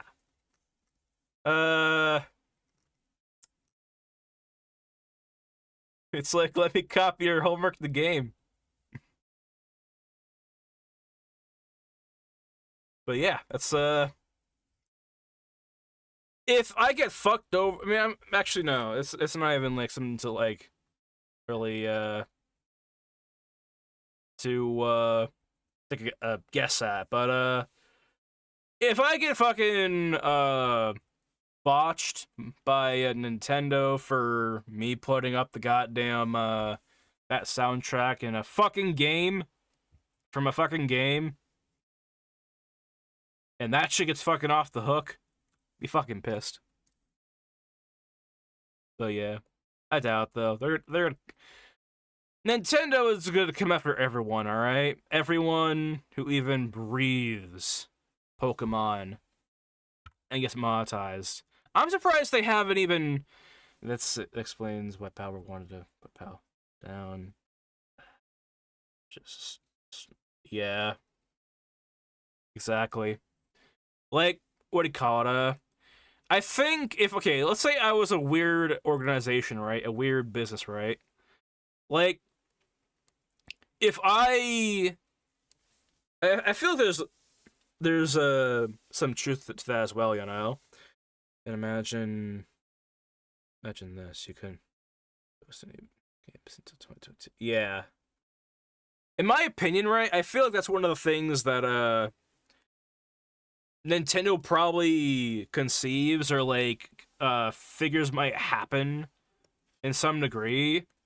Like they think that if people like or in any regard figure out how to make their own Pokemon game, right?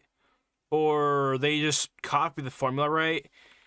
They will make something that they could never create, you know?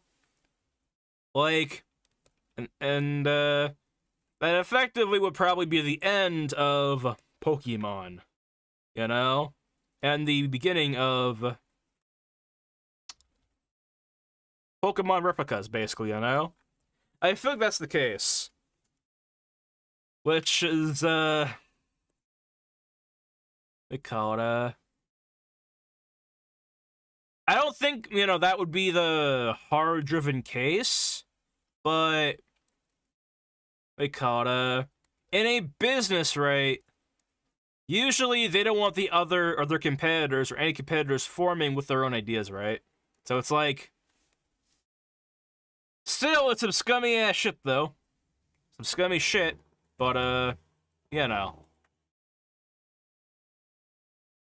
It's one of those deals where it's like, what do you call it?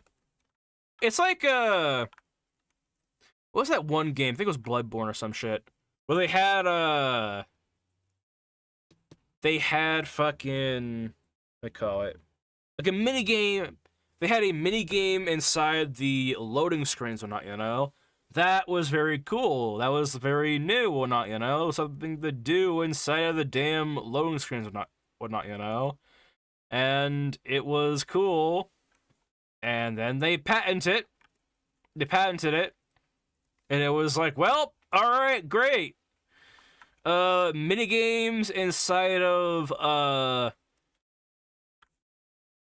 loading screens are just no more, really.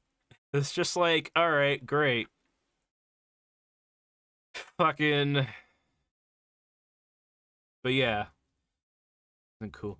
It's exactly. It's like that would have been fucking kind of decent, alright? Like, like, God.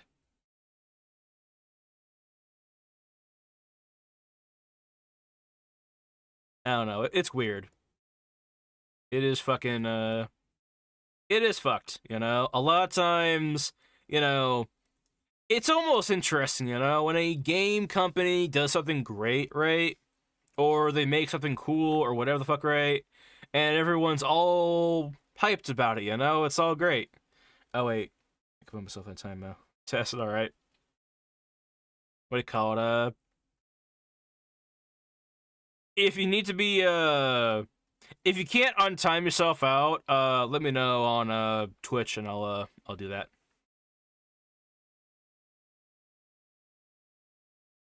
See here. I don't mind. Alright. But yeah. I always find it funny, you know? It's like, a company will make that decision, right? Of like having something in their game and we all love it, we all adore it, you know? It's like a fucking kick-ass idea all around and whatnot, right? But then they're like, hell yeah, we got this badass thing. Now we're gonna patent it. And it's like, ah, fuck. You know? It's like, great.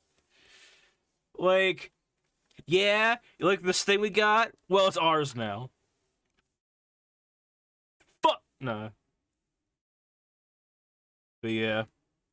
See here, though. Here. Yeah, I'll get to the end of the foot, and I'll do it. What do you call it? Yeah. Let's see.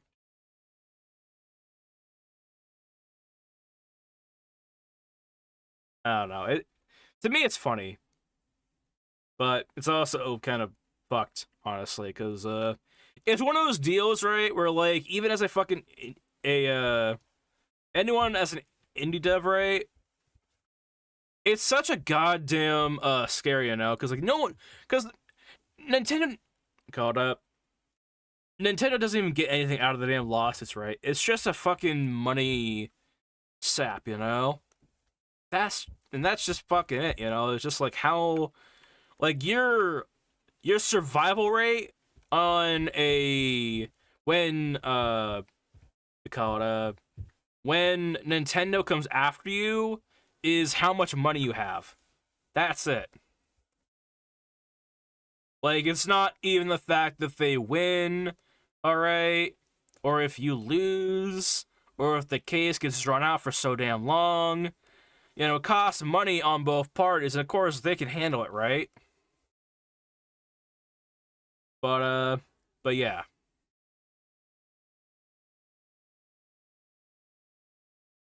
Again. But yeah, it's just fucking scummy or whatever.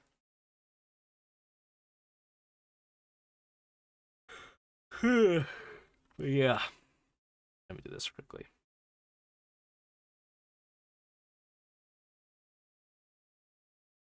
Again. I don't know. And the funny thing is, too, right, is like, Mikata, just like a Bethesda, just like a, you know, Ubisoft and whatnot. I feel like, I mean, Nintendo probably has enough money over the years to survive a good couple of decades, right? Like, they have enough. Like if their next like 10 games bomb and do absolutely dog shit comes to sales or whatever the fuck, right? They have enough money to just say fuck it, you know, we can survive the Nintendo Cold War, I guess, you know, or the Nintendo Great Depression, you know. They can afford to give Mario a little bit less funds for his games, you know. I feel like too, right? Like Nintendo has that goddamn edge to it, you know, that sense, because if they created a goddamn game that was just had more content to it, right? But it was in the same style as one of their older games, right? It would still fucking sell because it would sell off of pure nostalgia, you know? Like if they brought back like any Mario shit, right? Like imagine if they just decide, you know what, we're gonna remake the first we're gonna make Ocarina of Time, but we're gonna have it in the same style as our last Zelda game or whatever the hell, right? They already have the shaders, they already have the assets made, they already have the models, the rigs, the animation, they have everything they already fucking need, alright? It could be costless.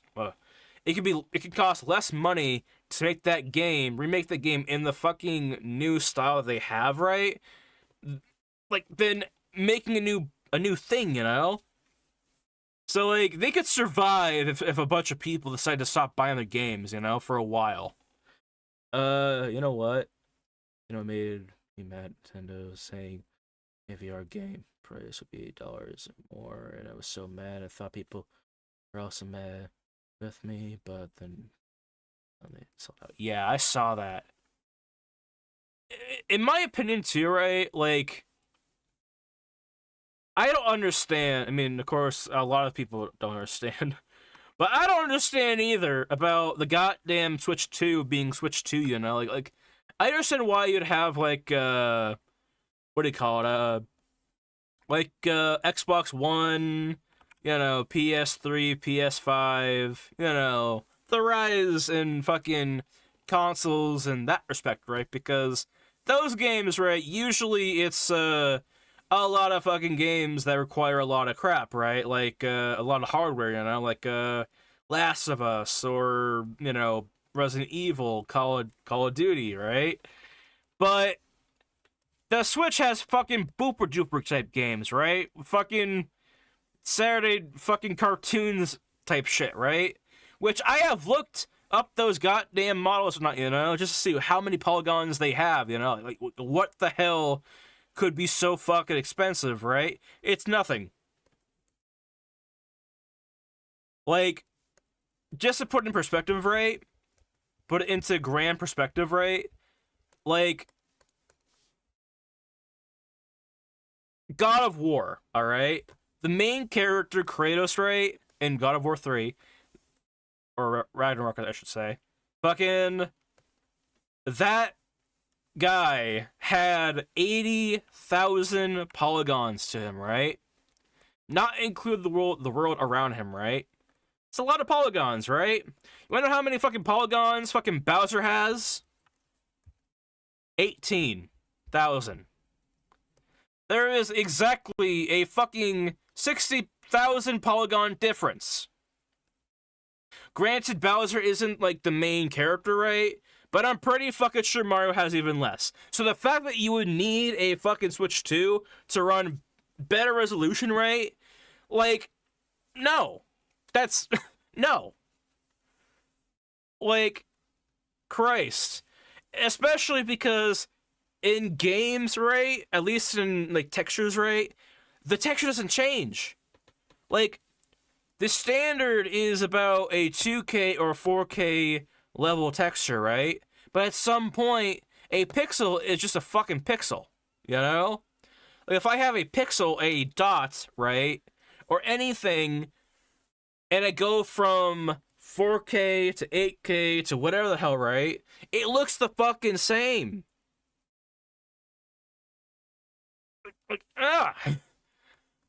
Like, like it's just insane to me, you know? Like, the only thing that can really make a game more realistic, right, is when you add stuff beyond textures, right? Like in Resident Evil, where it's just like, they add, like, that natural feel to it, right? Like, it all comes down to its animation, its visuals, its VFX, it's all that crap, right? It's not the fucking textures, alright? Like, it's everything else, you know? If it's raining in a game and puddles aren't forming, people are gonna notice that. If people are walking in snow and there are footprints where they walk, right, people are gonna notice that as well. I think the CPU price hit 10 or less by years. Probably. Oh yeah, probably. Again, what do you call it?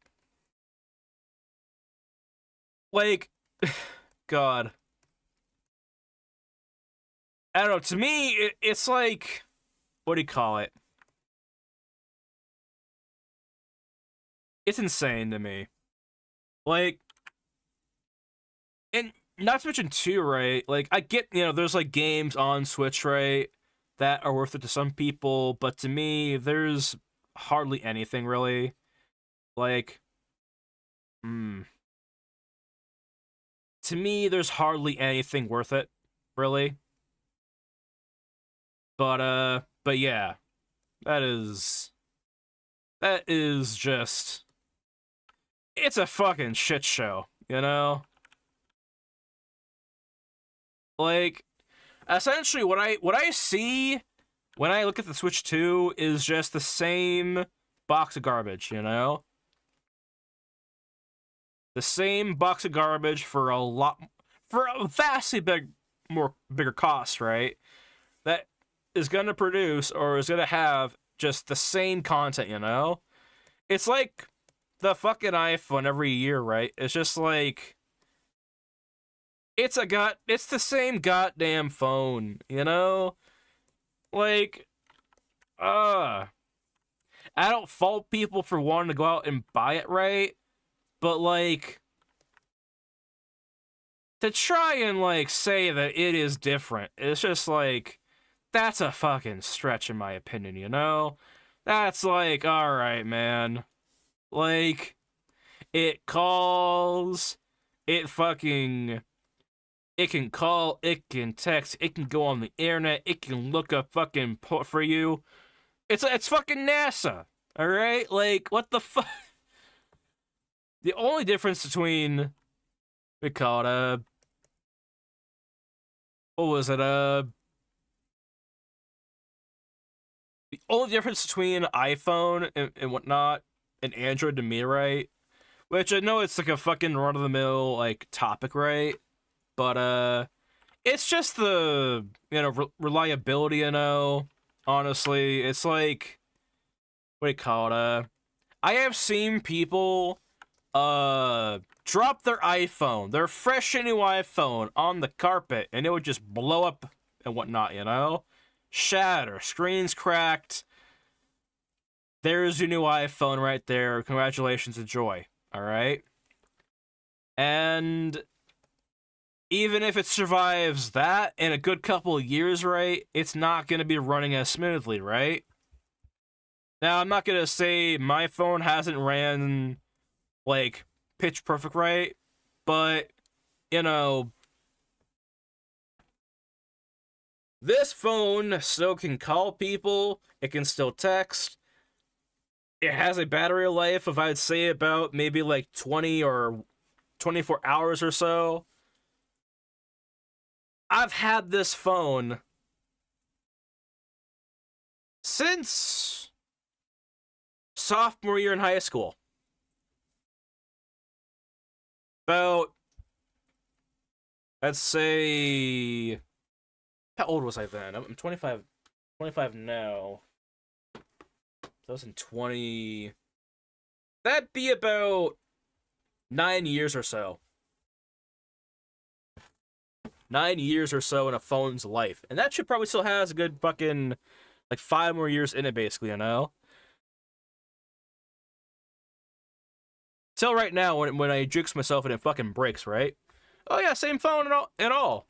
Like, that is from 2017. No problems with it, alright? Like, we call it, and I have dropped this thing down the stairs in fucking college multiple times, alright? On accident. Fucking, this thing has hit the fucking pavement. This thing has gone through a lot of shit, alright? Fucking, what do you call it? It's an Android. It still works. I could still go on fucking everything that I could ever want on that goddamn brick over there. I could still do my fucking uploads. I could still do my shit, No problem. Fucking.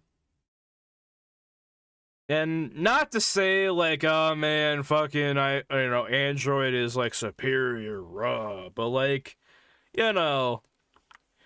my opinion on, like, iPhones, right? To me, it's just like, I got my fucking phone, alright? I got my fucking phone that, they don't even update anymore, Which is probably a good thing. But yeah. An LG Lite. An LG 40 Lite. Like I'm doing a fucking promo or something like that. But yeah. Fucking same phone. Still runs like it's fucking... I'm not gonna sit here and say it runs like it's out of the box, right? But like, it does everything a fucking 3-year-old iPhone probably would do, But yeah. They call it, but yeah. That is that. Again, I don't know.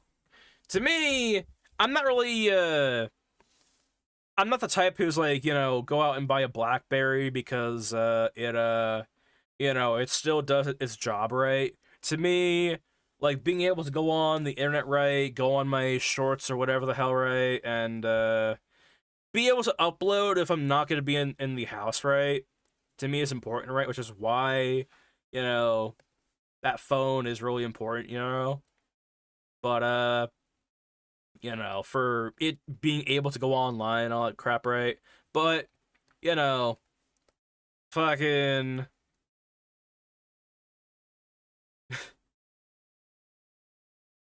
it still fucking works. Meanwhile, you know, But yeah, what do you call it? See here though. It's just a good phone. But anyway, fucking Switch 2 sucks ass. All right, switch it up. No, we got Let me do this real fast. Hold on. Precision.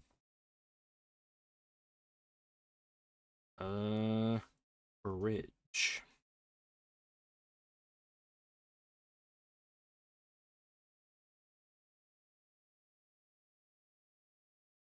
All right. But yeah,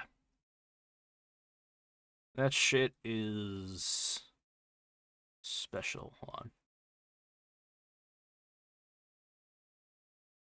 All right. I'm gonna go ahead and give this thing a little bit of a magnifier real fast. Hold on.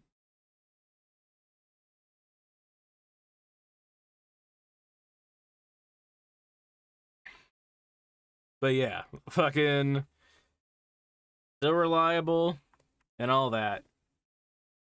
Fucking, but yeah. One thing though, we'll say, like, I feel like, what do you call it? The only upside to like, what do you call it? Like these new consoles, right?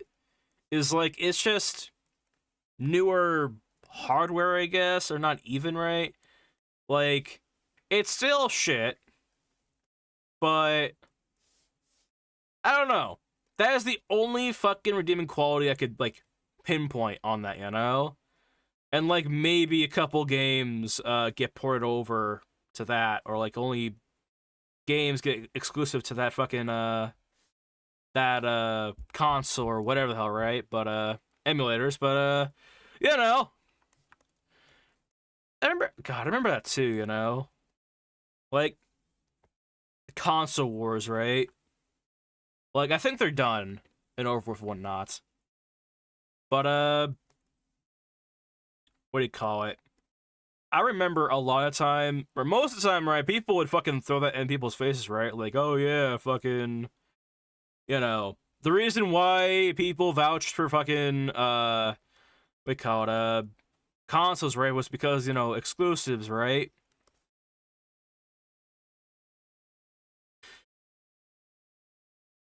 Well, you know, it's like when we call it it's like that's all well and good, but you know,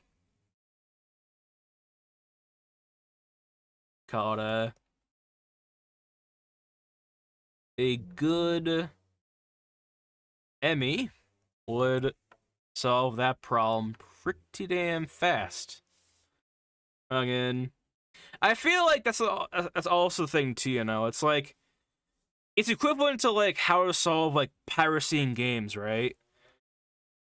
Like it's like the way Nexon, the way Valve kind of puts it, right? It's like the problem with the piracy, right, is mostly the distributor or not, you know? Like what do you call it?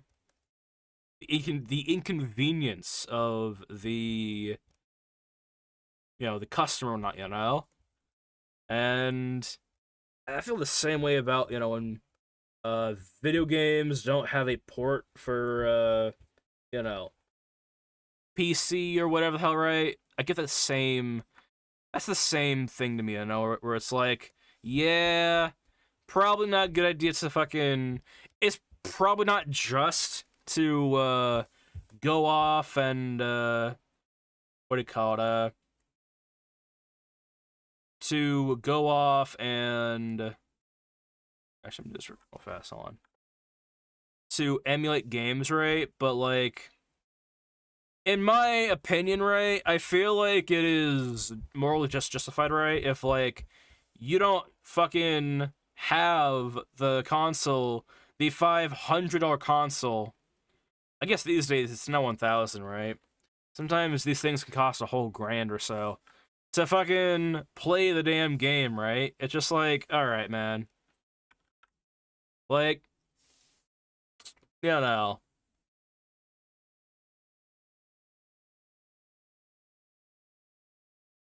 But yeah. Let's see here. That is me. That is just me, though. But yeah. Here, let me do this real fast. Save it. Real fast. Alright. See here. Did I copy the leg? I did. Alright, cool. Deformation, mirror. Alright, now I'm going to take the leg and see here. I'm gonna move it right back here as well. Alright. But yeah. Yeah, it's fucking it is absolutely expensive, not, you know? Like, what do you call it? Just the fact that it costs so much to, you know, keep purchasing these games, you know? And the console itself, right? That to me is like, alright, man. Alright. Like, crazy to me. Because, like, what do you call it? The, you know, it's the classic fucking problem, you know? It's like, what do you call it? What was that one fucking, thing? Basically, what was it? There was a fucking Google Glass that everyone was, you know, buying, not buying. No one was buying, basically, right? And I think it was Google Glass. I think it might have been something else, honestly. But basically, they wanted to sell the product or some VR thing for like $3,000, right? And a bunch of people had a goddamn problem with that. Nope, no, not surprisingly, because it was fucking expensive, right? And a big, yeah, whatever. Big problem with that, right, was the people who ran or had that fucking uh who made that fucking I think the CEO was probably who had that fucking pair of VR shits, right? Their whole fucking thing was, oh well, if you can't buy it, then it's just not for you, then, or whatever the hell, or something Richie like, where it was like, you know, if you can't afford it, then that's a you problem or whatever the hell. No one bought it. Basically, it was a pair of glasses that was about $3,000 or so. No one bought it. Just, sorry. Again, that is not how the world works, you know? Can't, yeah. And, it was so bad that not even scalpers went and bought it, you know? Except, hold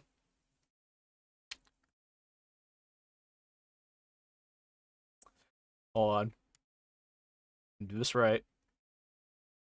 Hold on, hold on, hold on, hold on. Let's see here. What's up, Allie? There you go. We caught up. But yeah. That to me is like, what do you call it? Insane.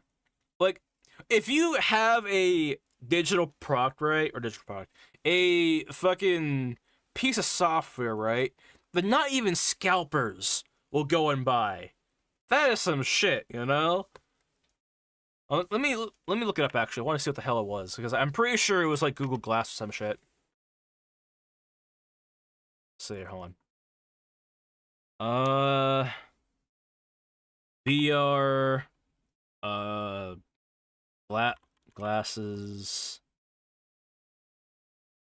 sold for 3K, don't sell.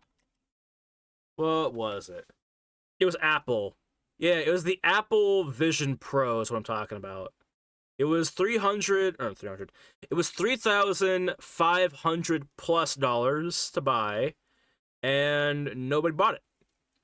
And when it was not selling, basically became dead. But the CEO or someone on the marketing team or someone was like, well, if you can't buy it, well, then that is a you problem, it sounds like. And it was a they problem that turned into a they problem, alright? Everyone got fucked up on this one. Like, we call it because I remember people were fucking anticipating these fucking pro VR goggles, right? For a long time. And then they exclude the price, or they disclose the price, right? Everyone was like, fuck y'all, and they're like, fuck you guys, and they were like, okay, fuck that, we're not gonna buy this shit. And everyone was like, and no one did, really. It was like, it was a big round fucking, you know? What did you buy? Nothing. We're talking about the VR. I was going over expensive ass consoles, right? And then I went over into a rant about the VR glasses from Apple. They didn't sell. And yeah, that's basically what happened. It was like, Jesus. Like, to me, that was the biggest mistake they probably made. Yeah. The, what do you call it? That to me was, kind of funny, honestly.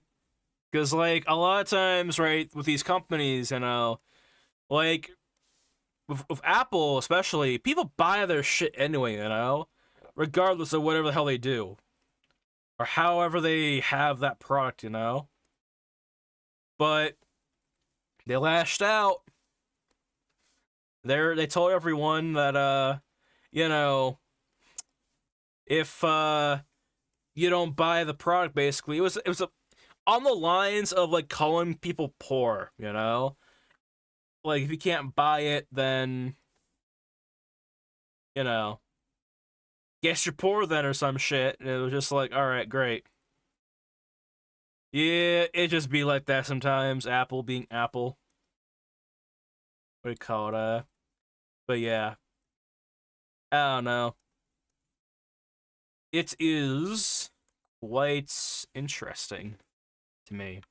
I love reading about or hearing about like companies kind of fucking it up, you know?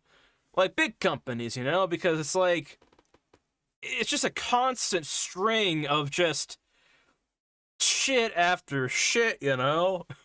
It's like the McDonald's stuff, right? With the Arch Burger, I think. The CEO tried making a video of himself taking a bite out of the burger, right? And it was so small that everyone kind of acquainted to it to being fake, right? Especially because he put the napkin to his mouth, right? And presumably spit out the food. And they can't even market it. Oh yeah. Mm-hmm. They can't even market it as a goddamn burger, okay? Or a sandwich, right? It's just labeled as, check out our new product. You know? New product. Can't even call it a sandwich or whatever the hell. And as a man who has a channel called 30 Sandwich and whatnot, god damn it, like this is more of a sandwich. This is more of a sandwich than their shit, you know? Disappointed. My day is ruined. Nah. But yeah. Let's see here. On. Back, legs, and then front legs. But yeah, that is. I love reading about the type of stuff, you know? Just, companies that try and act like they're, all shit, and then they get on. Yeah. I like that though. You know, reading about companies who act like they're tough shit, and then boom, they kind of they find out the hard way that hey, you know, look if they're fucked up. Oh yeah, it's like hey, if we treat our customers like shit, then shit things will happen. I love when companies realize that, you know, or they get that backlash, they don't learn from it, and they just yeah, like PlayStation as well. Yeah, again, it's like God. Sometimes they don't even fucking learn from their mistakes, right? It's kind of like what do you call it? Well, any of them really. They're just being dumb. Yep. Mm-hmm. Exactly. Like I feel like the we call it I feel like too. It's a lot to do with like who's running the show over there, right? I'm pretty sure the developers, right, of like Ubisoft and all that crap, right? They don't want to make bad games or they don't want to make bad products, right? Bad consoles or whatever the fuck, right? Like I am pretty sure chalking it up, right? We could pretty much bring it down to like funding, decision making, you know, all that stuff, right? But I feel like one of the biggest ones probably is like, oh, let me again just in case. Oh, I see. Whatever. One of the biggest things though, I feel like is like not talking to their community enough, you know? I feel like, you know, when they say things like, oh yeah, according to popular demand, this is what people wanted. It's like, no. According to people that you hired, that's what they wanted, you know? It's like, you know, I could pay a bunch of people to give me a fucking opinion, right? But, like, if that's not, like, if you have, like a massive amount of people who are into what you're doing, right, or into what you're making, right? I feel like it's kind of a dis fucking service to like bring in like you know a couple thousand people to get that fucking that borderline collective agreement, because sometimes they play that fucking card of like, oh yeah, this we ran this by our tests and whatnot, and it appears everyone liked it. Everyone liked it, so all you guys, you gotta like it too. It's like, all right. It's kind of like when movies also, right? They also say, "Oh yeah, we put this through like fucking 15 test screenings, right? 25 audiences. We showed this to a demographic of like ages fucking 5, just 5, and they all like what they saw." I feel like, that's basically what they expect us to like what do you call it, accept and whatnot. And it's just like, no, no. What do you call it though? Oh, let me this.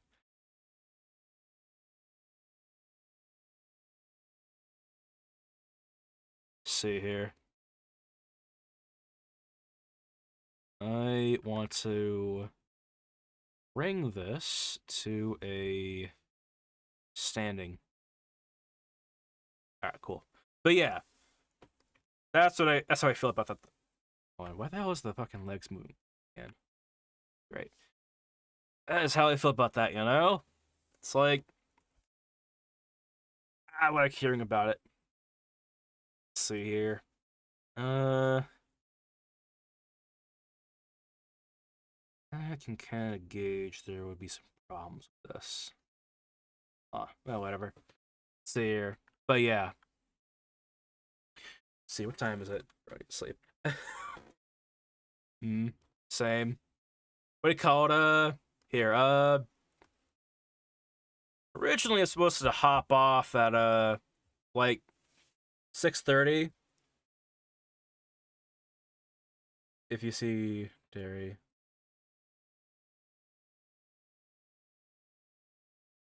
tell him to fuck off from me. All right. But I will. Probably have to do it tomorrow or so. Nah, but we call it I have been streaming for about 4 hours or so. Hold on, how long have I been going on? Oh yeah, 4. Supposed to get off at 6:30, but I kind of like decided to stay a little bit, you know. Have a nice rest of the day. You too, Allie. Thanks for coming by. Thanks for following whatnot. We're gonna close out. Fuck. We are gonna close out stream. All right. See you later.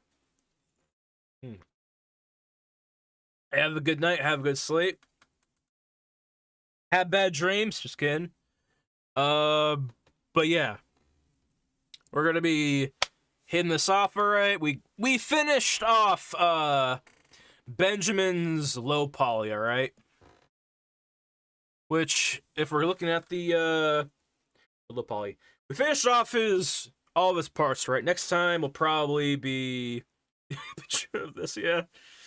Next time, we're gonna meld his shit together, basically, alright? And we're gonna see how many polygons his final will be and whatnot. And if we want to, we can go straight to... It's gonna be... I tell you, yeah. Yeah. Called, most of the time when it comes to making like mid polys and low polys of models, right, or characters, right, it's usually some tricky stuff, right? Just went to again to fucking, and I'm not joking with you. It's called. They're called ASS files, all right. That shit is terrible.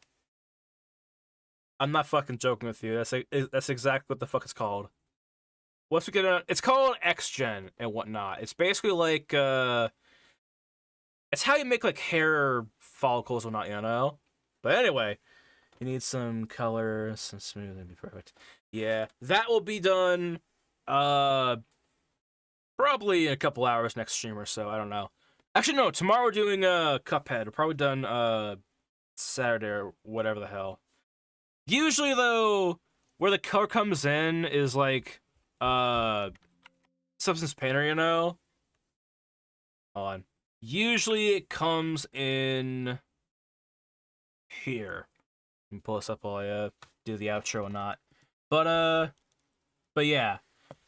Basically, tomorrow at 3:30 p.m. PST we'll be doing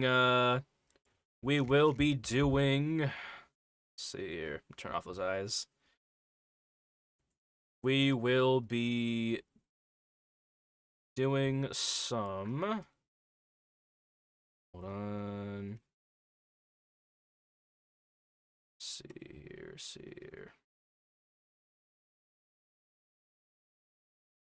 Interesting. What is causing that, though? Interesting. Alright. Whatever. Anyway. See here.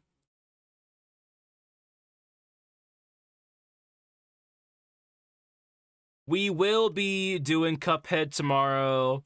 Fresh game, noob player and all that, alright.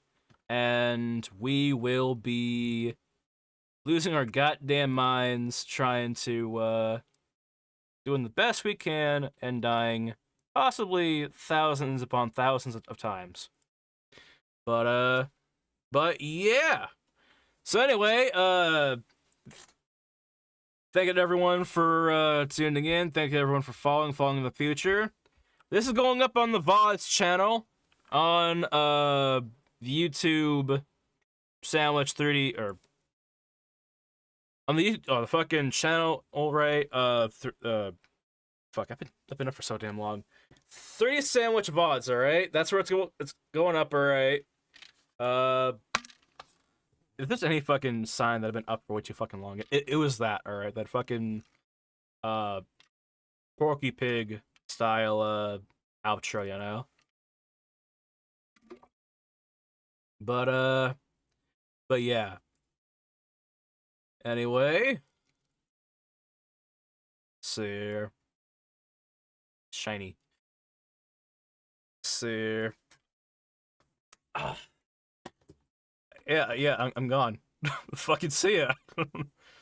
I don't know what the fuck else to say. See ya.